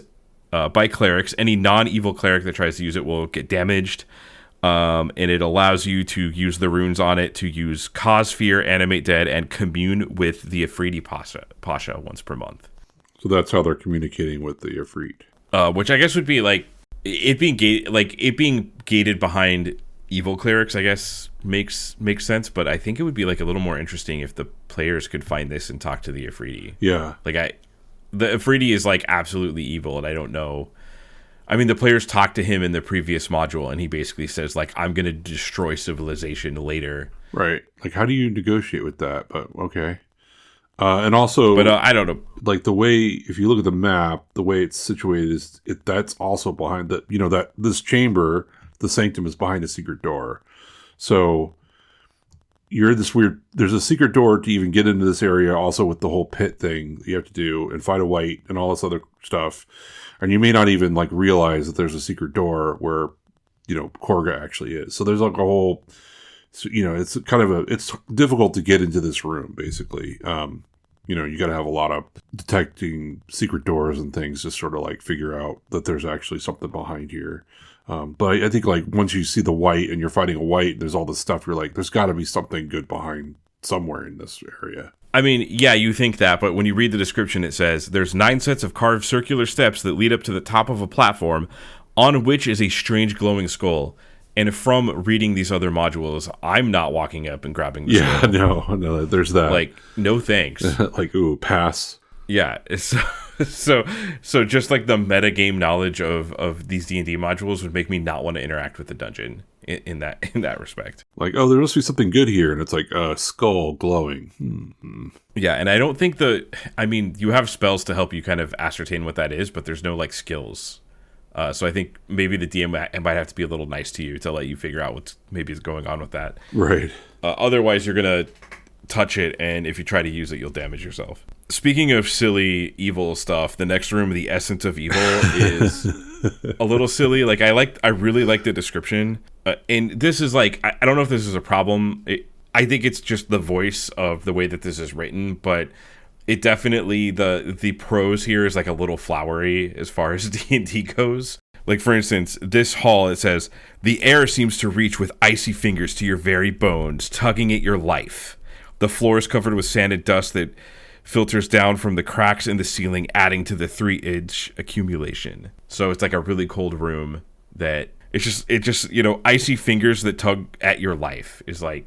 It's an evil room. It basically says the essence of evil. So this, and basically like, so if you sort of don't deal with the whole figuring out where the sanctum is, and the pit and the core and the white and all that, so basically like you go south, and then there's just a big hallway with the essence of evil in it. Like, this is not a happy dungeon. Just not that most of them are, but yeah, then you have to deal with the essence of evil. which is coming after your very soul. Right, and so if you're a good alignment character, you take 1 point of damage per round in this area. If you're neutral, you also take 1 point of damage, but if you're evil, you regenerate 1 point of HP every round. Yeah. And if you're neutral, it's per turn. The other one is per round. Oh, right. Yeah, good point. But if you're evil, you can just walk in here and heal yourself. Like, oh, this is great. I love this great. This icy soul thing is great. It's making me better. I feel so great. Invigorated. I love the icy fingers of death tugging at my life. Yeah. It makes me feel good. That would also be sort of funny. It's like you have some character and then they're not sure who the alignment is of that character in their party. And like, so then they're like, this place is great. And everyone else is like dying. Yeah. And it's kind of funny with like how although I think Tracy Hickman's writing, he seems to be less concerned with this than other writers for the modules that we've read, but like there's no fear of the players abusing this. Right. It just seems like a room that heals you to full is very, very effective and potentially abusable. Right. But I guess evil characters must have been, I'm guessing, pretty rare. Yeah, I would think they would be. I mean, in general, you sort of don't want to play evil characters with a good part. I guess it's a little segue, but yeah, I mean, for the most part, when you start to have a character who's like, hey, or player who's like, hey, I want to play an evil character, most of the time, you sort of want to say, no, please don't. Because most of the time when that happens, that person is going to be a pain in the butt. And, do things that are going to be pretty against whatever the party's doing. Right. There's like an antisocial aspect to it in a way. Yeah, exactly. So, and maybe that was more common in old D&D. But I know that you were a baby at the time, but do you remember playing with evil characters? We never did. Yeah, I mean, I think, every once in a while you'd have somebody who would come in who is, it kind of going to be antisocial and going to be a problem, who would come into a game, and, in Humboldt, stuff like that when I was younger, and they would just be a problem, right? And when I was a kid, I didn't really think of it as a problem as much. It was just like, because I was so excited to play D&D, and even when I was in college, it was like, okay, I guess this will be okay. And then they would come in, and you would just be like, we're not inviting you back to play with us anymore. Like, you're disavowed. Like, we're not, our signups are full. The only time I ever did anything like that is like I did like an evil campaign in 3.5 for I don't know if campaign's even the right word. We played like maybe 3 to 5 sessions, and it was like I mean I was glad I got it out of my system, but it just really turns into Grand Theft Auto D&D edition very quickly when you have characters that are super selfish. So that was Essence of Evil. Now we have the Brazier of Violet Flame. Oh, so there's a Brazier of Violet Flames. So this room, there's some like really interesting environmental storytelling that I like. So it does talk about there's 3 skeletons that are chained to the wall in the center of this room, wearing a necklace. One of them is wearing a necklace, and the necklace is a necklace of strangulation.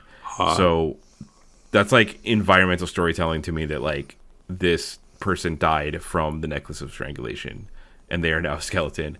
And then you put it on and it's like, oh, it's strangling me, just like the person that I took this from. Yeah, exactly. I don't really think there's much to talk about in that room. Yeah, the whole thing with the flames and the brazier is that it's like a flame and you can use it and it will burn you, but it doesn't give off heat, which is like, huh? But it's all magical fire stuff, so it's all right. It's fine. I do like the storytelling of the necklace of strangulation on the skeleton. That's really cool. Yeah, no, that's cool. That's really cool. So next we get to like a very weird room. Well, first of all, there's a golden idol room, with a golden idol in the shape of a falcon atop of an altar, and you will be surprised to learn that it is cursed. Yeah, cursed. So if you grab it, you get a -4 penalty on all saving throws and to hit rolls. You can use remove curse. The item is actually lead, and so like it's a nice. You think this golden idol's great, and then you do a remove curse on it, and it's actually just like a piece of lead. Yeah, I don't. So I kind of I ran into this when I was running Tomb of Annihilation, and I mean, when we inevitably do a Tomb of Horrors episode, where I'm going to talk about this a lot. I am not really into the dungeon punishing you for interacting with it. Like, obviously, this is supposed to be a like, oh, you got greedy and you took the golden statue and it's a curse. Yeah. But I just don't like designs for dungeons where you get punished for interacting with it. Well, I think, and I'm, having played Tomb of Annihilation, I think the problem is that there's too much of it. Like, I think you can have some of that. I think it's good to have some of it. I think it's, it works as a dungeon, like you interacted with it but it needs to be very sparse, because exactly what happens is that then everyone's timid and no one wants to do anything. And, if,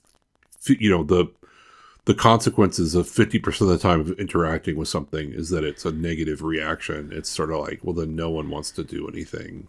Right. But if you look at this page, I'm looking at the page. So the golden idol. So above that, the granted, there is a hint that something is going on with the skeleton. So it's not like super random, but like the necklace of strangulation, you interact with that and you put it on, it tries to kill you. The essence of evil, if you are a good or neutral character, like just going through that hurts you. There's other parts of this dungeon, just like looking at this page where, interacting with the statue of Set, it attacks you. So like, I feel like obviously it has to reach a balance of, is this a world that you're walking around in, right? Where it's like, well, of course the golden idol is a curse, and like it doesn't matter. There's not like a game design here that's like you're walking around this world, or like a designed thing like you would see more in like a video game. Yeah. So it's like, I guess what balance you want with that. And I think these early modules, and part of the charm is that they were more interested in like you walking around. The design was more interested in it being you're walking around this living, breathing world, and not like, oh, hey, maybe I shouldn't punish the players for interacting with things, because that, like, from a game design perspective, that's not as good as allowing them to.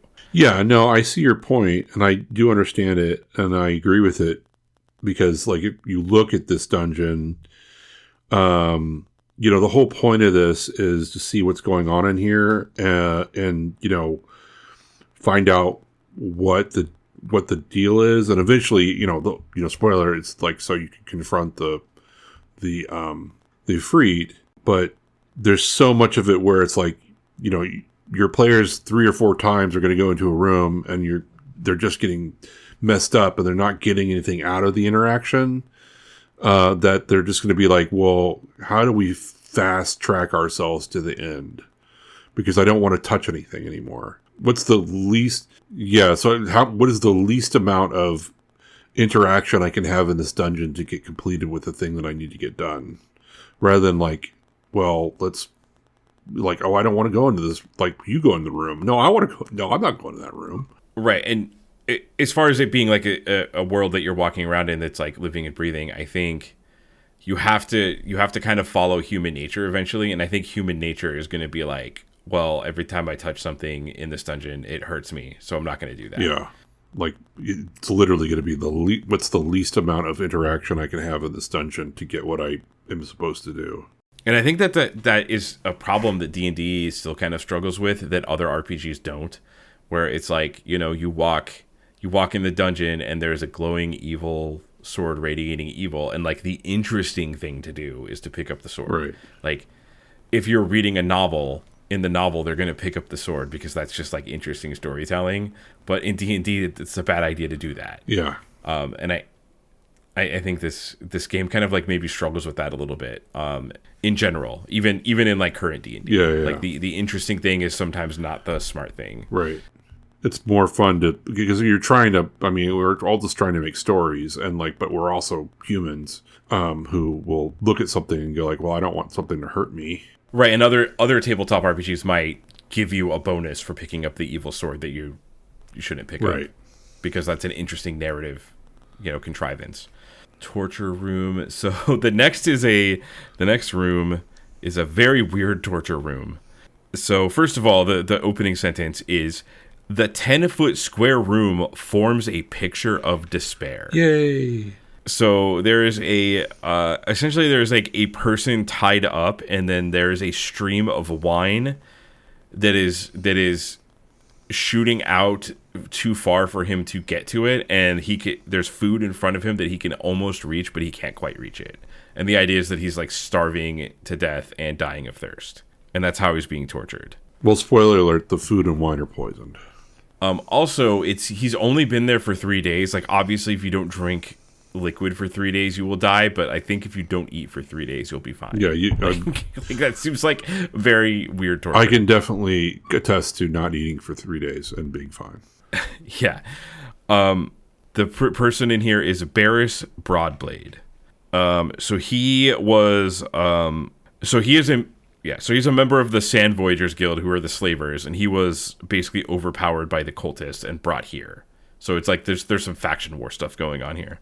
And they're trying to figure out the thing with the bride. So they're trying to, like, it's the whole, like, hey, the bride is gone, and you guys took him, so they're trying to torture this guy to tell him where the bride's at, and then he's like, I don't know. Yeah, so the cultist, so the Efreeti has the girl, but the cultists think that the slavers have her. So they're trying to get the information out of him. And he basically just is like, he doesn't know anything. Yeah, and he will help you, but at some point in time he'll just leave, because, he's not in it. He's not really in it for whatever you're doing here in the dungeon. He also mentions the stronghold, the crypt of Badar al-Musak, which is our next. Yeah. So it lets you know that there's going to be more. You're going to have to do more than what is just in this area. I also just wanted to point out while I was reading this, coming up to I-12, the room with spider webs. D&D is what taught me that spider webs are extremely flammable. Just wanted to point that out while I was reading this. That I was like, oh, I actually learned that from D&D. I also do want to point out that the room before that is another trap room where, like, if you interact with something, it polymorphs other and it's mean to you. So not only that, but what are you doing in the room, Kyle? The idol, what happened? So there's a gem in its left eye and a gem in its right eye. Right. So you're doing again more gem cutting, and taking gems out, and if you take it out, it polymorphs you. So that's cool. And then I want Wizards of the Coast to make a toy that you just pry the gem out of an eye of a statue over and over again. Like a it's also toy. Well, this one is like you press the eye because it's like a button, so you want to press the button, but it polymorphs other. So super into a monkey. You get polymorphed to a monkey, right? And I think polymorph other can be permanent. Yes. So you can you make a roll to determine if you forget or whatever. You know what? I'm going to look it up and put it in here now. Stop time. The Polymorph Other spell is a level 4 magic user spell. It is permanent, so you permanently are whatever you get changed into. However, when you polymorph, you do make a system shock roll to make sure that you survive, and you die if you fail. Additionally, there is a formula in the spell where you roll a percentage die to see if you essentially become whatever you got polymorphed into as far as personality goes. So not only is the change permanent, but you can also die if you fail your system shock roll, and depending on what you roll for the percentile dice, you might also just become whatever it is and forget what you were previously. Back to the show. Time begins to move. Yeah, you burn the spider webs, and then there's 2 spiders. Surprise. Oh, yeah, I also did note the second test. I just put, my notes say, this is not interesting, and why is this so easy to solve? But essentially, you have to block this mouth from biting down. Right. There's a mouth in the wall. But then you get to, on the next page, on page 20, basically on page 20, the entire page is this next room, the Inner Temple of Set. It's another idol, of course, because it's all about idols in this. There's all these gods of things, and I think this is the one that is supposed to look like a different god. I have to read it again. I actually think this is really evocative, so I'm going to read it. The Inner Temple of Set. The huge chamber throbs under a pulsing red light. A pit 10 feet in diameter casts up the light, throwing it in waves from beneath the gigantic statue of Set. The statues cast by the light from below give a sinister appearance to the jackal-headed idol that sits cross-legged just behind the pit. The idol holds a large altar bowl which is giving off smoke. The jackal's head's gem eyes glitter in the dim light. Along the walls can be seen ancient hieroglyphics. So this, interestingly, calls him out as a statue of Set. It doesn't just say a jackal-headed god. Right, yeah. So now I guess now you can tell the players, oh, it's Set. Yeah, which seems like a weird inconsistency between the writing. Like maybe the editor missed that. Yeah, I don't know. You don't learn of Set between that last room and this room, so maybe like the editor missed that. I don't. This is, if I was editing this is something I would have called. Yeah. Is this intentional? So this is like a weird. This is like a weird encounter because eventually, so the things come up from the pit in waves. Yeah. And the last thing that comes up is a shadow demon. Yeah, it's a lot to go through. And you can destroy the eyes, and then it will stop summoning things. So, like, if you know to destroy the eyes, of course, again, statues and eyes, then it'll stop. But it's basically like an intelligent monster. It keeps summoning stuff. If you figure out that you can destroy the eyes and the statue, then it'll stop summoning stuff before the other stuff shows up. Until, because there's whites, there's gas, there's ghouls, zombies, a mephit, and then finally the shadow demon. So if you figure it out quick enough, you can not have the shadow demon show up.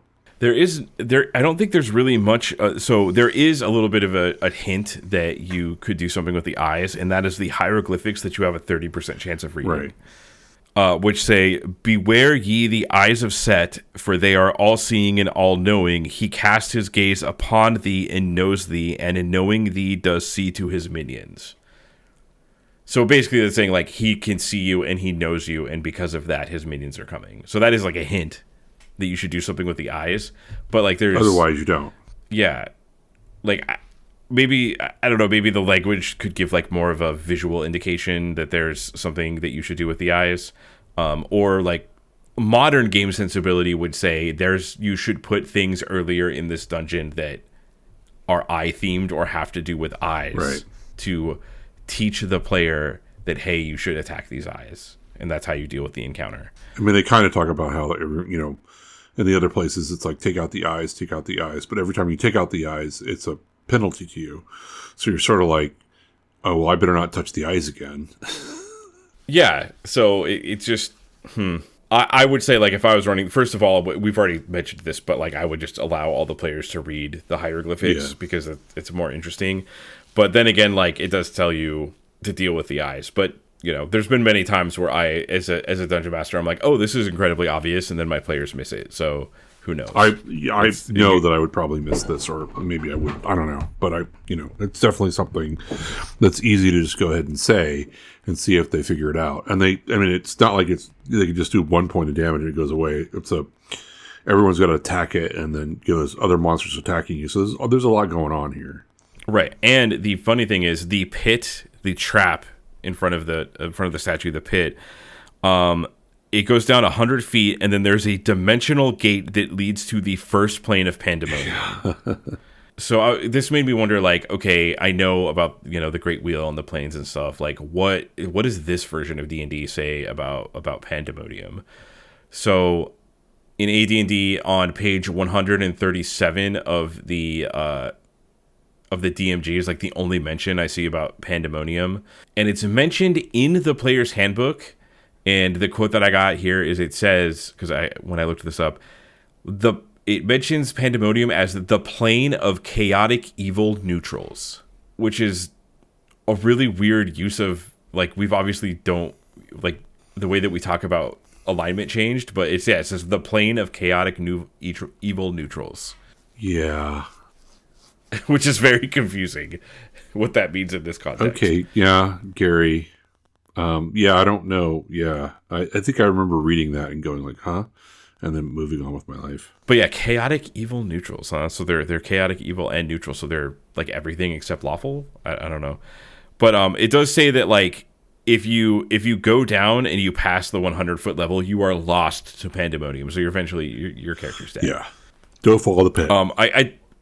I did also want to note that, like, I thought it was interesting because, when I did my homebrew game, it had like a lot of plane jumping stuff. So I did look through like various editions of D&D just to see like stuff about the planes, and like generally through the early editions of the game up until even 3.5, like a lot of these planes stayed pretty much the same. Yeah. Like they stopped calling it the Happy Hunting Ground because that's kind of a silly name, but like most of the stuff is the same. So anyways, I just thought that was notable that it kind of stayed the same through a lot of the editions. Which is like a cool thing because like the planes are like one of my favorite things about D&D. I always thought that was super cool. No, that's always really cool. So I-15 is like just this tapestry room. There's nothing in there, but it's just like a separate room off. And then you're sort of still in this hallway where the whole forbidden essence of evil thing is going on. And then there's a secret door at the end of that. And if you go through the secret door, then you get into the forbidden stair. And that's where this next part talks about in the library. And this is important because this is where in the library you get the star of Khan Pilar, which is one of the 3 MacGuffins that you need in this adventure. Yeah, and the forbidden stair is a little bit weird. So there's a whole diagram. Oh wait, I thought there was a diagram. There's not a diagram. There's no diagram. But basically, like, there's a bunch of skeletons. You go across this stairway. And some skeletons could come up and try to hurt you. And there's a password that can spoken, which is kind of a weird thing. For the library or the Forbidden Stair? Basically, no, for the Forbidden Stair. So in order to get to the library, you have to like go through this stairway, and unless you know the password, which you don't. You have to make a bunch of dexterity checks, and then a bunch of smoke happens, and all this stuff happens. And then, if you finally get down into the pit where, the entrance to the library is, you have to fight a bunch of skeletons while all this noxious fumes are going on. Unless the now long forgotten password is spoken here, a 30-foot length stairwell will suddenly give way from 10 feet ahead of the party members, furthest towards the 20 feet behind him.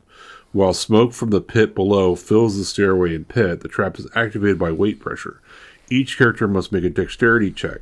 Those who succeed in this check have held onto the hinged staircase, while those falling have fallen into the pit that is now open below. The smoke is toxic, and those breathing it will take 1 to 8 points of damage per round. Characters will not be able to hold their breath for more than 1 to 3 rounds. The smoke will take 1 to 10 rounds to clear. Those falling will take the smoke damage and land on soft sand some 50 feet below the stairs. The cavernous pit, still obscured by the smoke, holds the monster, which is a bunch of skeletons, will now attack. The sand will act as a sinkhole. So you have to go through and deal with like it being a sinkhole, like in the first part of the module where they talk about sinkholes. And there's 20 skeletons, which like I guess that's 20 attacks, and that's like what, at least one crit. Yeah, I mean they only have 3 hit points, but still, like you're going to be dealing with that and getting sucked down into a pit and basically taking damage every round. Right, and this will automatically happen because it says unless the now long forgotten password is spoken here. This happens. Yeah, so you have to basically deal with this whole thing. Yeah, I guess you could like walk into it and then fly out and then let it trigger and then wait for the smoke to clear. Like there is ways of dealing with it, but I will say this sentence, the 30-foot length of stairway will suddenly give away from 10 feet ahead of the party member farthest towards the 20 feet behind forward him. To 20 feet behind him. It's like, oh my, I need like a map. Like what is happening? Yeah. Like that is a terrible description. But I mean, it's like, okay, well, let me get my geometry out and try to like, what's going on? Right. I mean, I guess you could change it to just be like a slide trap that puts you into a sinkhole. But like there is a little bit of world building here because you're going into the library of Martek, who is like an extremely powerful wizard. So I think like having the trap be weird is good. Yeah. But this is like it's like a little clunky. And, hopefully you found that secret door that enters into here, because if you don't, then you're going to be trying to find it, because, you need the Star Mopilar to, like, kind of finish everything. So, or Compilar to sort of finish things. Right. So, it's going to take you... So, there's a bunch of important stuff for this library. So, first of all, the library, it's A dark room lined with shelves and old scroll cases made of bone. A large pile of ash is in the center of the room. A soot covers the wall and ceilings. So inside the pile of ash is the star of Khan Pilar, which is the second MacGuffin. You already have the first one from Pharaoh. Right. I do like lore number 1, where it says there's a 30% chance that you can read property of the good mage Martek. Do not open, most secure. So it's like some good characterization. You do also find Martek's map, which is an abstracted map in the back of the book that tells you where everything is at, including the other gem that you need. Yeah. And the city of Phoenix, which is going to be important later, which we've already passed through, but the players might not know that's what it is. Right. And also, obviously, like, the big bad is in the crypt of, the Efreeti is in the crypt of Bur al-Masak. And then the hieroglyphics on Martek's map explain like what's happening. So this is extremely important. So I'm going to read it. Here did I, Martek, Archmage of the land, seal up a prince of the Jinn, that in the days ahead that I do foresee, when the evil one is loosed, the powers of good might be put to test against the evil. The path and the way have I entrusted to the pharaohs and their wives, that each might hold a part of the key, and together know when to unlock the power of this goodly Jinn. The time is yet unknown, but the place is this place of Set, under the protecting Phoenix. Which is basically like the whole point of this adventure in a lot of ways. So yeah. Yeah.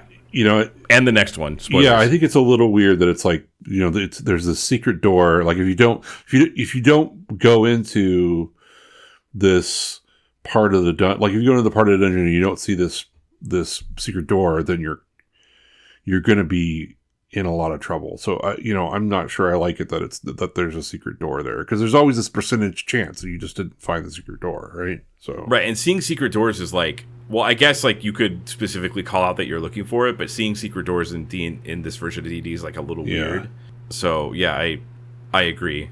Just because this room is, and this whole thing is so important to the whole story. Yeah, this tells you the plot of basically Martek sealed away the Jinn, or sorry, Martek sealed away the Efreeti and saw that it would be a problem later, that it would escape. So he also had this Jinn here, and then put the keys to basically unlock the Jinn to fight off the Efreeti, because like one is good and one is evil. And then that basically ends the cultist part of the dungeon. He doesn't really call that out here, but that's when we go to I-18, which is the next room, that really is the start of the actual part of the dungeon where the miners are and the slavers are.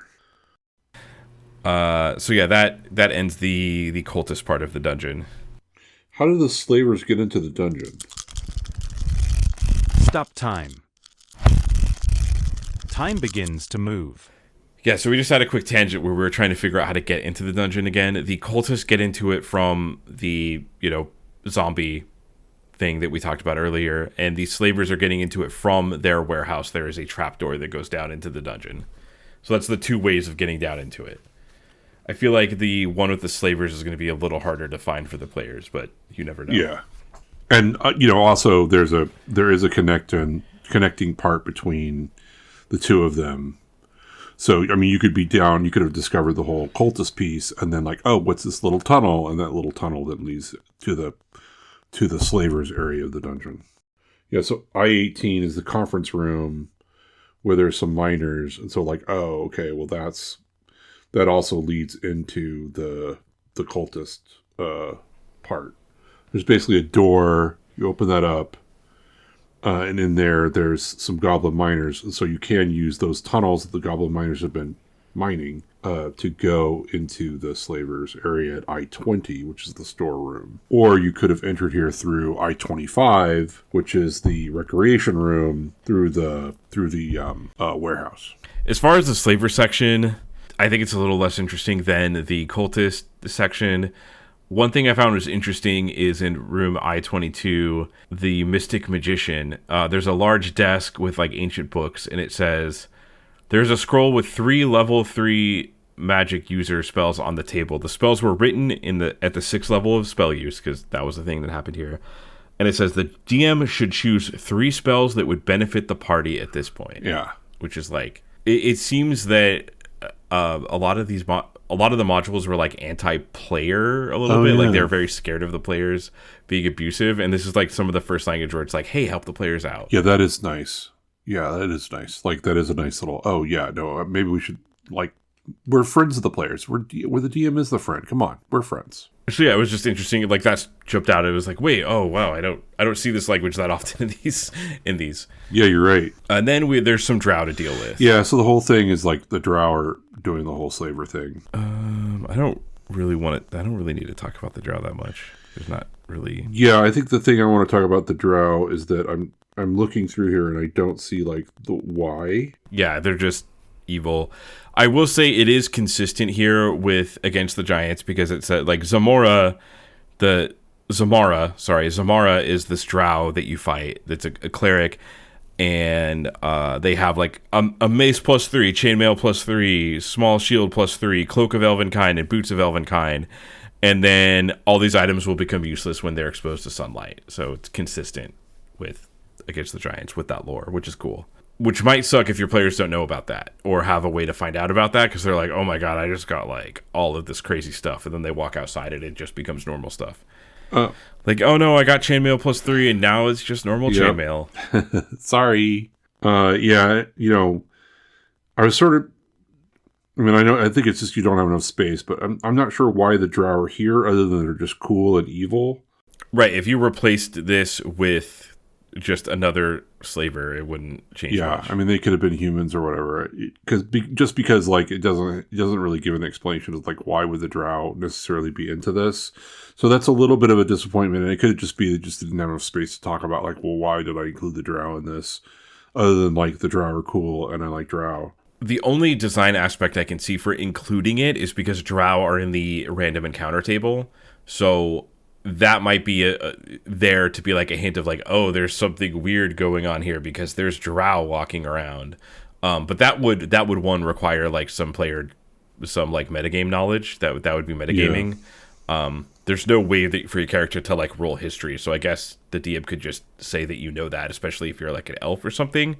But maybe it's to tie the random encounter table together and make it more consistent, but you could just replace that with a slaver in the random encounter table.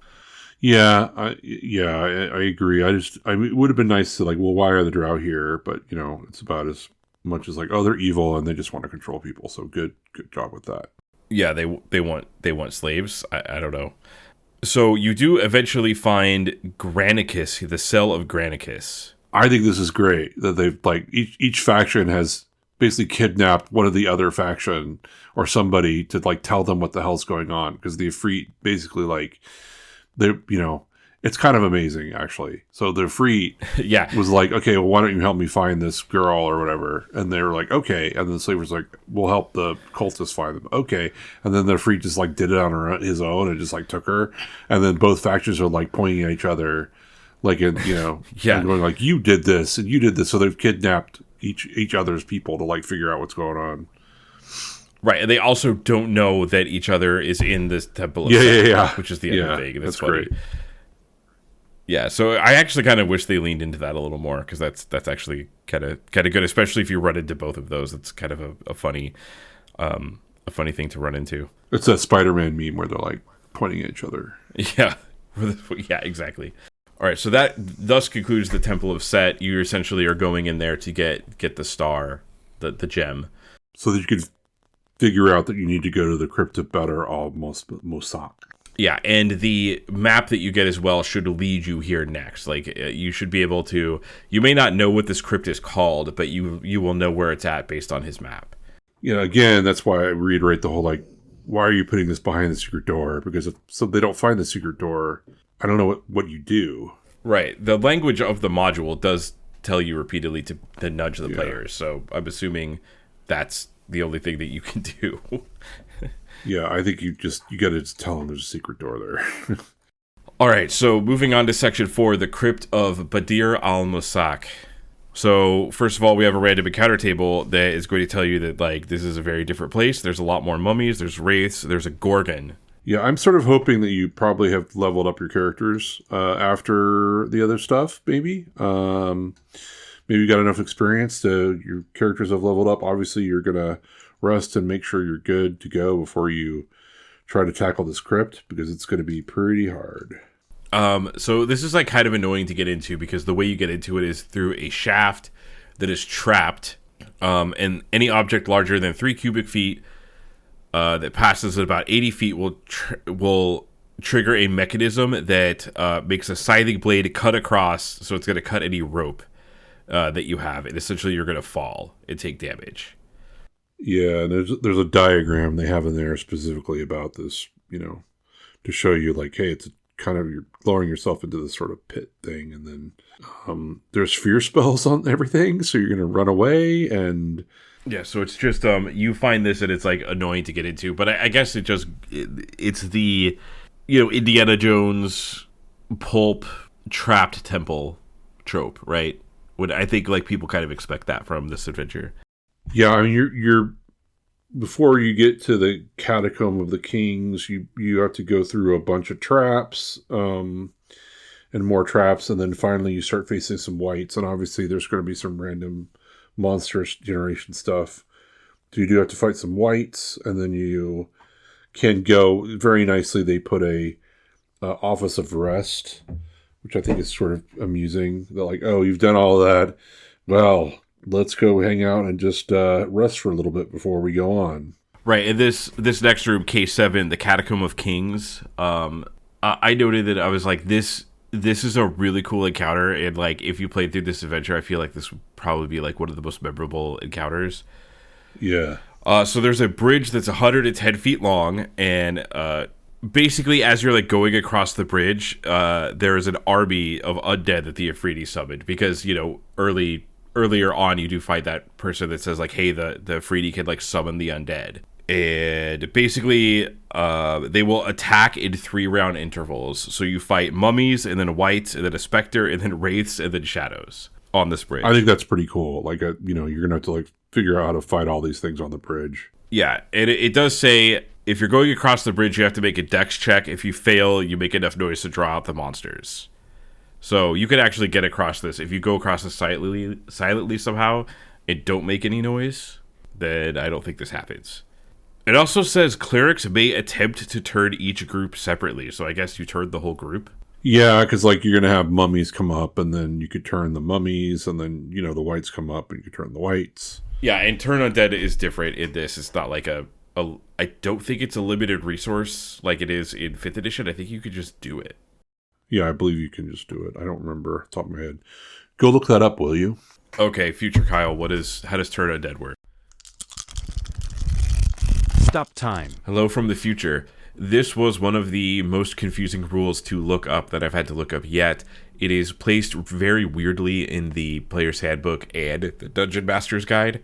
So in the Player's Handbook on page 20 for AD&D, under the cleric, it does talk about the cleric having the ability to turn undead, but it doesn't actually give you the rules or the matrix for that, because it says that it's for the DM only. I'm guessing that they didn't want players to have access to this table. I don't know. It's very weird that it's in a whole other book. In the Dungeon Master Guide on page 75, it has the matrix for clerics affecting undead. At level 7, which would be like the higher level in this, since this goes up to 8, clerics can automatically destroy skeletons, zombies, and ghouls. They automatically turn shadows and wights. And there's no limit to the amount of times that you can do a turn undead. You can just only attempt to turn undead on a specific group of undead once. Which is why this encounter specifically says each group that comes out counts differently for turning. So you don't just get to do turning once for the entire encounter. Additionally, if you are level 7, you can attempt to roll to turn ghasts, wraiths, mummies, specters, vampires, and ghosts, which gets progressively harder. So having a cleric in this specific encounter where everything is undead is going to make it way, way easier. Time begins to move. Yeah, the altar is interesting. Yeah, so the altar So in K8, there's an altar where you can essentially trade a magic item for a new magic item. And, nicely, you don't destroy the magic item when you do it. Yeah, so you get the Harness of Sakaar. Yeah, and you figure this out by anyone holding a magic item within 3-foot range will receive the thought Sakir asks. And then if you place a magical weapon, wand, or staff on the altar, it will disappear in a flash, and then you will get the Harness of Sekar. Yeah, and it's actually it's a neutral good alignment. So it's actually sort of an intelligent harness. Yeah, it is usable by good clerics, and it's a weapon against the undead, which is funny because you might have just fought. Right, all this undead, and it's like, oh, well, it would have been nice. Yeah, it would have been nice to have this, but 40 points of damage, no saving throw to any undead creature, which is pretty powerful. Okay, so the lore here, it hints that you can sacrifice at the altar to gain a boon. So that is also the hint that it wants you to make a sacrifice of a magic item. My next note here, Oracle, is there's a room called the Oracle, which is just a 30-foot octagonal room that if you ask a question, you roll on the table, and it's essentially like a magic 8-ball is the answer. Yeah, it kind of doesn't really tell you. It's like it's a randomly, is it true? Well, which is kind of a funny thing, because if you think about it in Greek culture, there was the Oracle of Delphi, and the oracles would tell you your future or whatever it is. In mythology, obviously those, it was like an actual thing, but really they were just getting high and telling you stuff. So it could be just completely random. It's just why is this here? I guess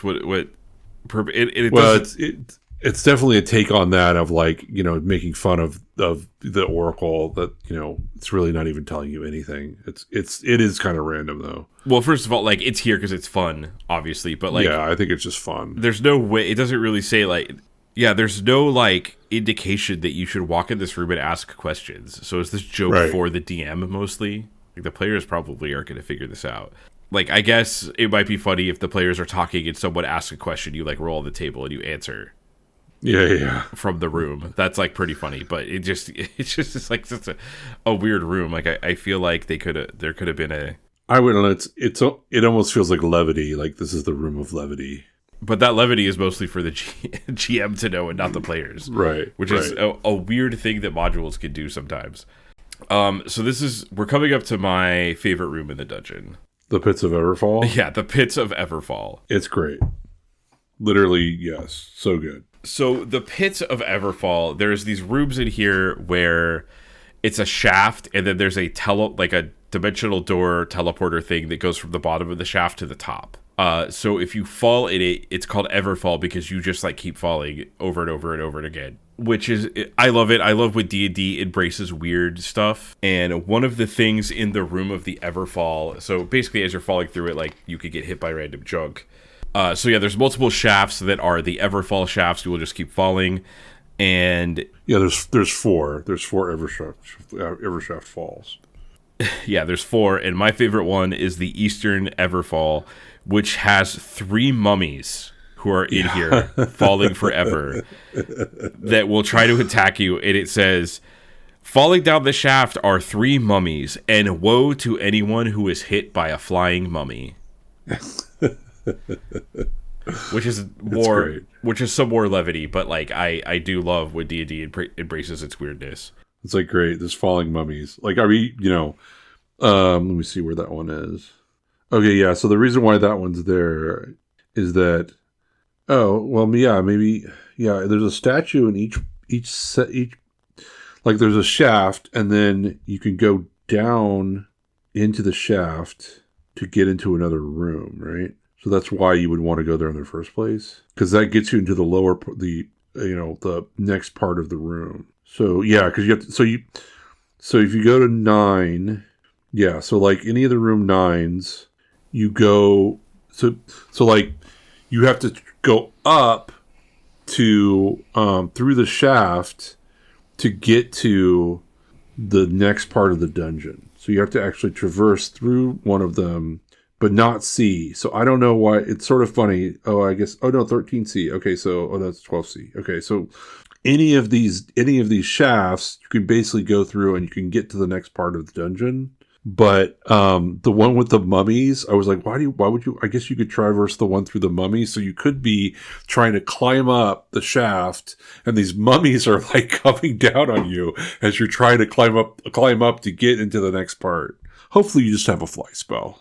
Yeah, so like that, and then that's the next, and then it goes into K14, which is like the light web, bridal keep. Yeah, so the light web. So the Everfall, that's pretty cool. Also, one of the shafts has some magic items that are just falling forever. A shield +2, and a crystal ball, and a helm of alignment change. Right. Which is just kind of funny that there's magic items that are just falling forever, presumably from some adventurer. So the next thing on page 26, the light web. I am incredibly confused by this room. Yeah, there's like light beams coming from everywhere. Yeah, so maybe I'll just read this out loud. Suddenly, the hallway opens into an area of 1,000 beams of light, endlessly reflected off crystalline walls. The incredible glare makes it impossible to see into the area more than 1 foot as the quarter-inch wide beams obscure vision. So it's like a disco ball? Is that what's going on in there? Yeah, I guess. And then of all of these beams, 4 of them are harmful in ways that are important, because one of them hits you as a 10th level cone of cold. One of them is a beam of disintegration, as if it was at the 12th level of use, which might just straight up kill you. And then one is a lightning bolt. And the other is a teleportation that will teleport you back into the pit of the Everfall. Yeah, so depending on which shaft you go through, you'll be encountering different lines. So if you go into the most north one, basically B, and you manage to get through that, then you're going to be dealing with the lines in different, I guess you deal with all, in every single one of the rooms, you deal with all 4 lines. But they're all they're all sort of going in different directions. So like, there's a line that's going from D to B, and one that goes then there's C, and then there's A. So like they're all in like horizontal, it's hard to describe through voice, but basically like, imagine it's a square, and then there's lines that are going bisecting the square. And then there's other lines that are going like parallel against each one of they're going like perpendicular to each other.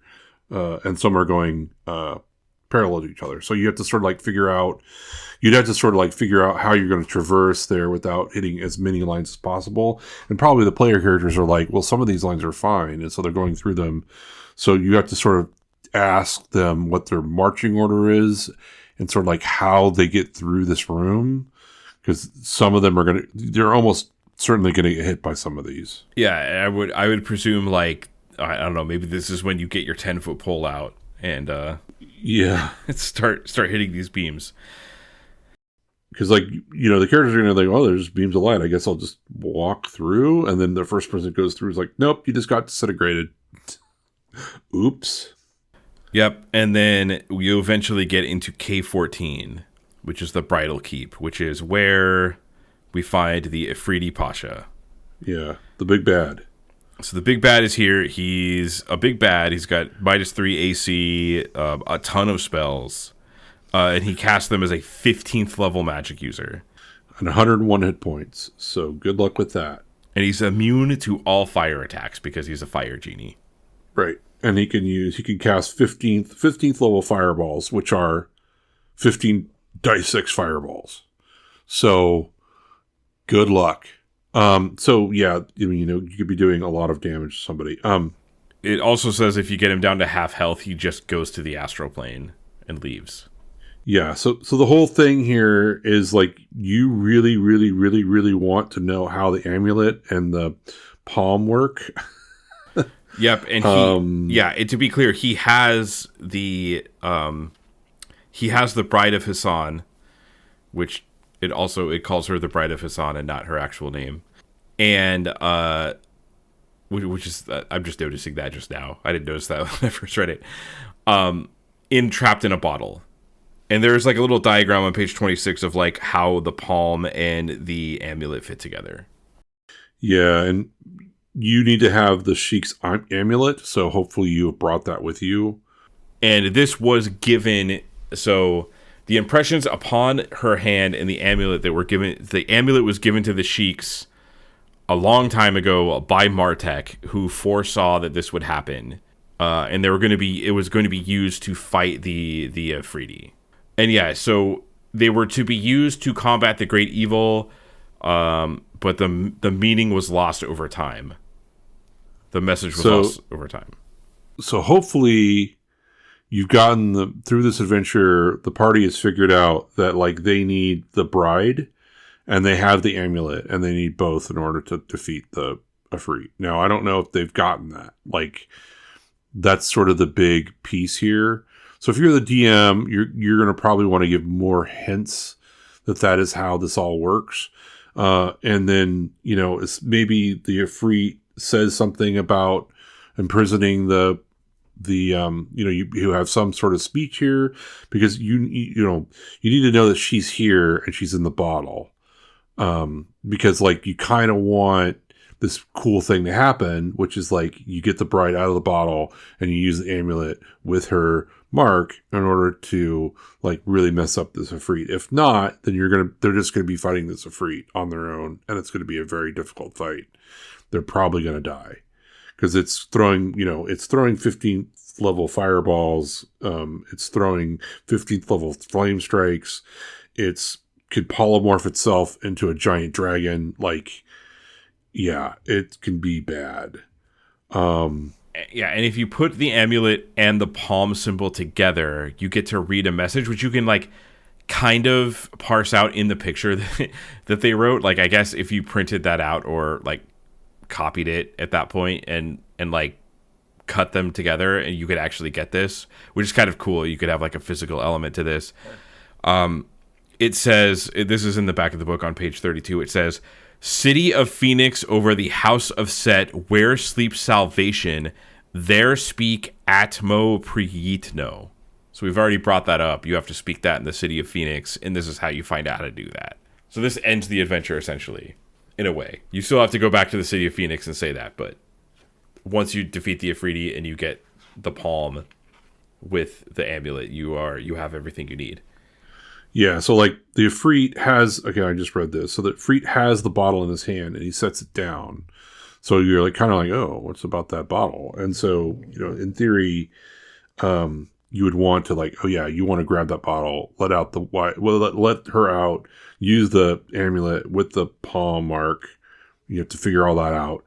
And then if you do, in 2 rounds, like the Efreeti's gone. Because he basically gets hit by light. He'll flame strike you, fireball you, which isn't going to be fun. But then he'll just go to the astral plane. Yeah, otherwise, you got to get him down to half hit points, which is going to be really tough. Yeah, especially since you can't use fire either, so you can't use fireball or anything like that. This also, the treasury is here, which is filled with traps, but most notably has the gem of Shah Pilar, which is the other gem of Martek that you need. Yeah, so then you'll have all 3 gems. Yes, which will come up in the next adventure. No magic items of note, but lots of money and gems and things. Other than, the star, which is, a treasure in itself. So page 27, we have ending the adventure. So it says, to properly end the module, the player characters must free the Jinn Vizier in the City of Phoenix. Yeah, so after all that, so then you go back to the City of Phoenix, which you may have already been to, and then you free the Jinn, and then all this stuff happens. So here's the ending that we have. A hush blankets the ruins that stretch all about you. Suddenly a warm wind rises. The clear sky is quickly choked with white and gray clouds, drawn from every direction. They clash and boil, becoming darker and more menacing as you watch. Lightning flashes and thunder rolls across the now darkened plain. Your hair begins to stand on end. With a blinding crash, a bolt of lightning slams into the statue, exploding it. The ground reels beneath you at the impact, and you tumble helplessly amid the fallen stone walls. Shaking your head to clear it, you see a cyclone of blue flame soaring into the sky. The whirlwind flame slows and forms itself into the likeness of a giant blue man, his powerful arms stretched slowly out as if to hold all the stars in the sky. His head falls back, and his voice cries the sky like thunder. Praise be the Holy One that the time is finally at hand. Praised be Martek by his wisdom and insight into the future. The prophecy has been fulfilled by these mortals. So shall I now destroy the evil one that is abroad in this land. The mighty Jinn bends over the party and smiles. You mortals have released me according to prophecy given years ago by the great sage Martek. I cannot go with you, for it is my quest to destroy this evil Efreeti that must now be ravaging your land. Yet I will not leave you without aid. Take this gift from me in gratitude for your service. Reaching into a pouch at his side, the Grand Jinn pulls out a small blue bottle and casts it on the sand at your feet. Despite your protest, he rises swiftly from the earth into the clouds and disappears. And if you remember the little pouch, or sorry, the blue bottle is a Jinn servant. Yeah, it's like a little servant Jinn that will help you out. There are two kind of sub endings here as well. So it says if you plan to not continue the Lost Tomb of Martek, which is the next module in this series, it just says tell them that the good Jinn will defeat the evil Efreeti in battle. And basically that's it. You get the blue bottle. Ending number 2 is if you're planning to go on to the Tomb of Martek, the next adventure, and you don't know the outcome of this battle yet. But it says make sure to have all 3 of the star gems before you leave the Oasis, because that will come up in the next adventure. Yeah, you're going to need that. Martek put those there for a reason. I wanted to point this out on page 30, all of the monsters. There's all the non-player characters, which you definitely, you should probably start by reading this when you get to the Oasis part.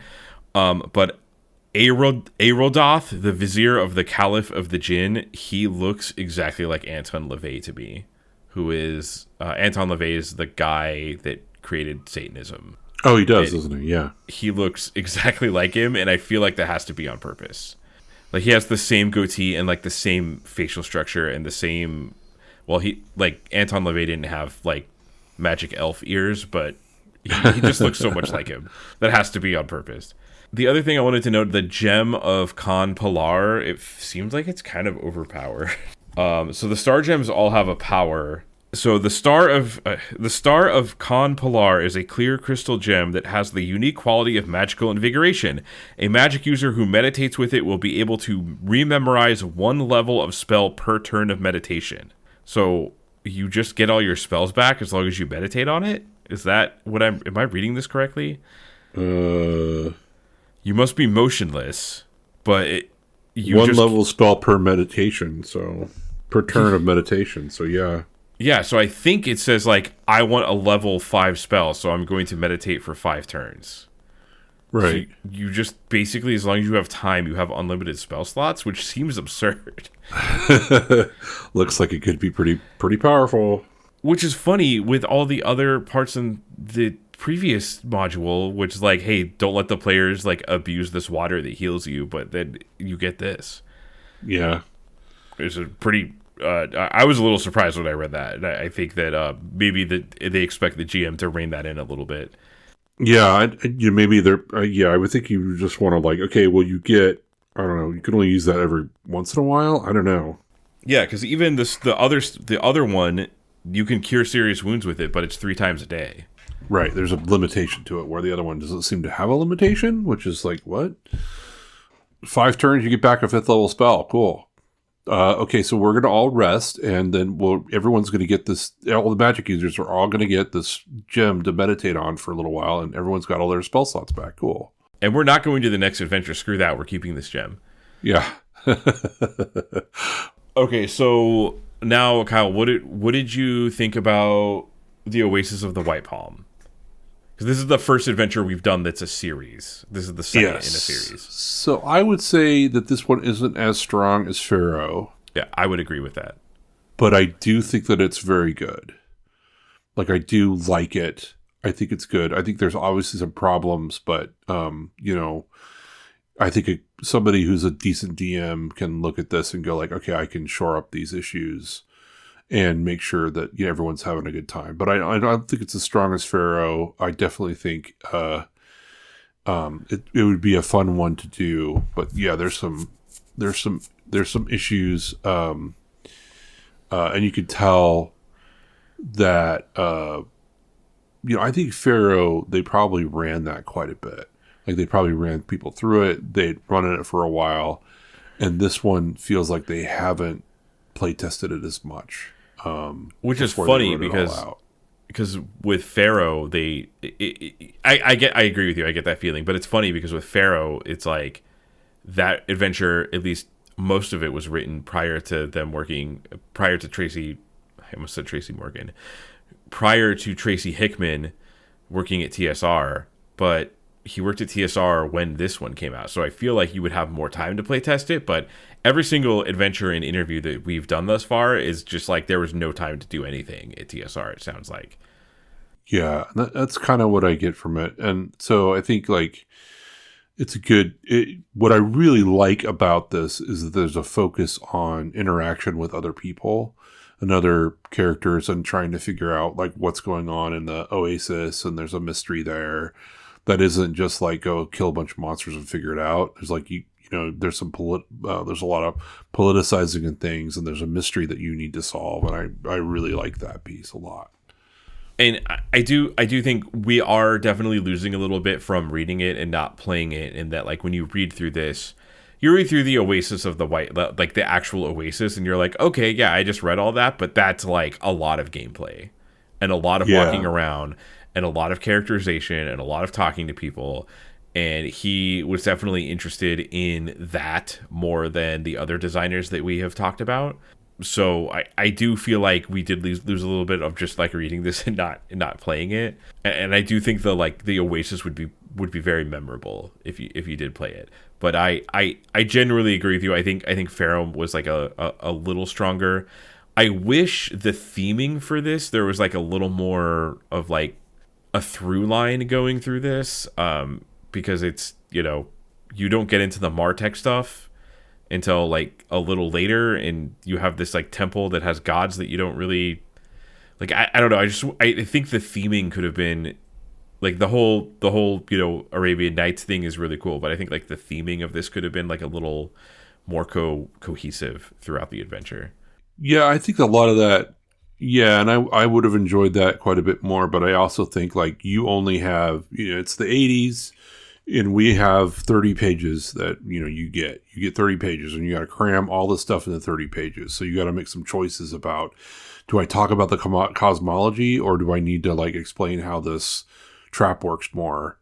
Because you only have so much space on the page. Whereas like, today's modules, you can print out, they got 100 pages or whatever. So they got a lot more space to work with. And they could talk more about some of that stuff. Whereas here, I think, there's this, he spends 2 pages almost on non-player characters, and describing them and doing those characters. So you could tell that that's what his focus was, and not necessarily on like, hey, why are these guys worshiping Set? How did Set get into this whole thing in the first place?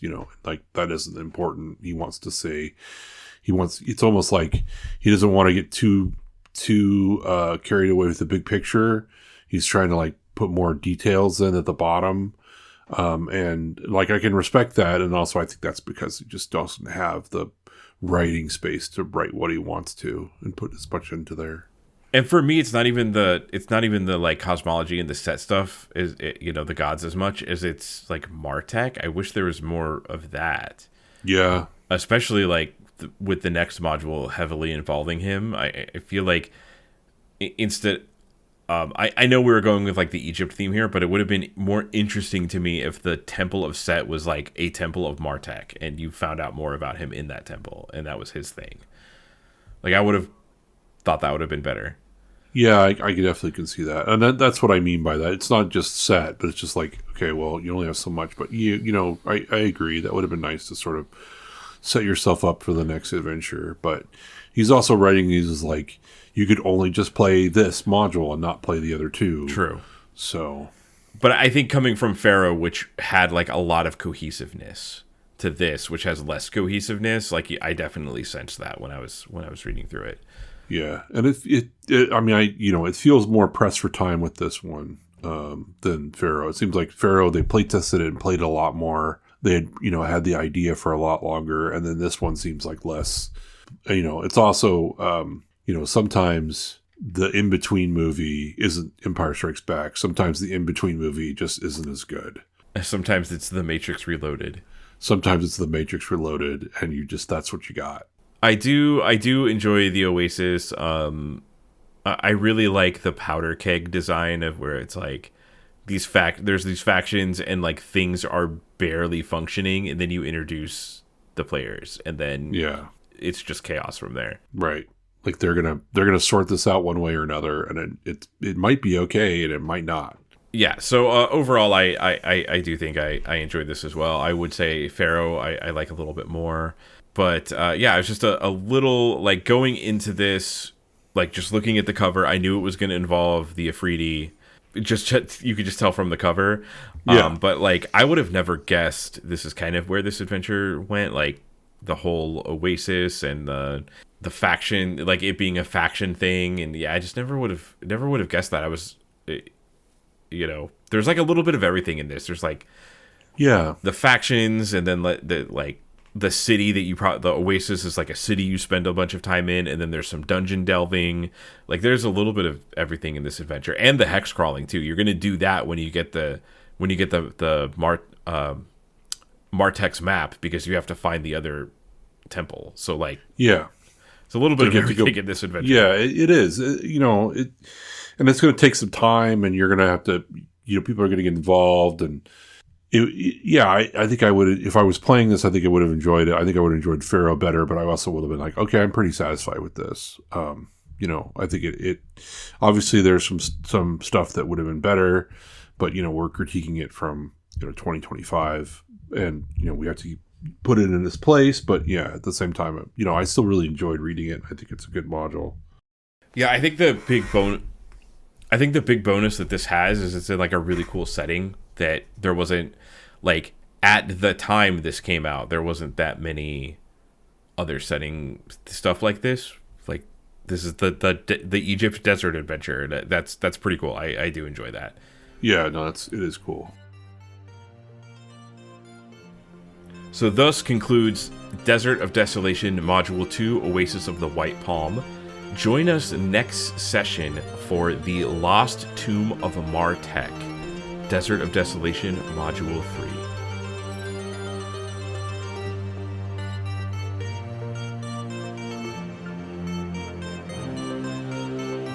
Thank you for listening. Make sure to follow us on your podcast app of choice, and follow us on Blue Sky at adventuresgonemad.bsky.social. Are you enjoying Adventures Gone Mad? If so, please leave us a review on Apple Podcasts. Did you play Oasis of the White Palm? We want to hear about it. Contact us at adventuresgonemad@gmail.com, and join us next time for the Lost Tomb of Martek.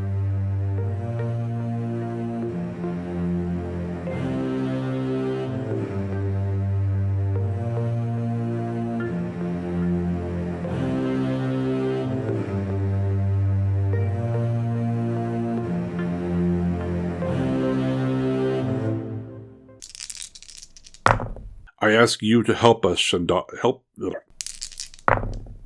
So moving on, sorry, go. Sorry, you're talking about the Acolytes, which is, I was going to talk about I-8, you're talking about I-7. Yeah, I was just saying I-7, you go through, that's Acolyte quarters, if there's... 1 second. Okay. Start again. Sorry, I interrupted you. So I can cut it. Okay. Sorry. No, I'm sorry. It's all good. It's all good. I was just laughing because it's funny. Because I started again, and then you said it again, and then you started again and said it again. It's like, what is going on? Okay. So the prisoner in here is Barris Blackblade. Broadblade. Oh, sorry.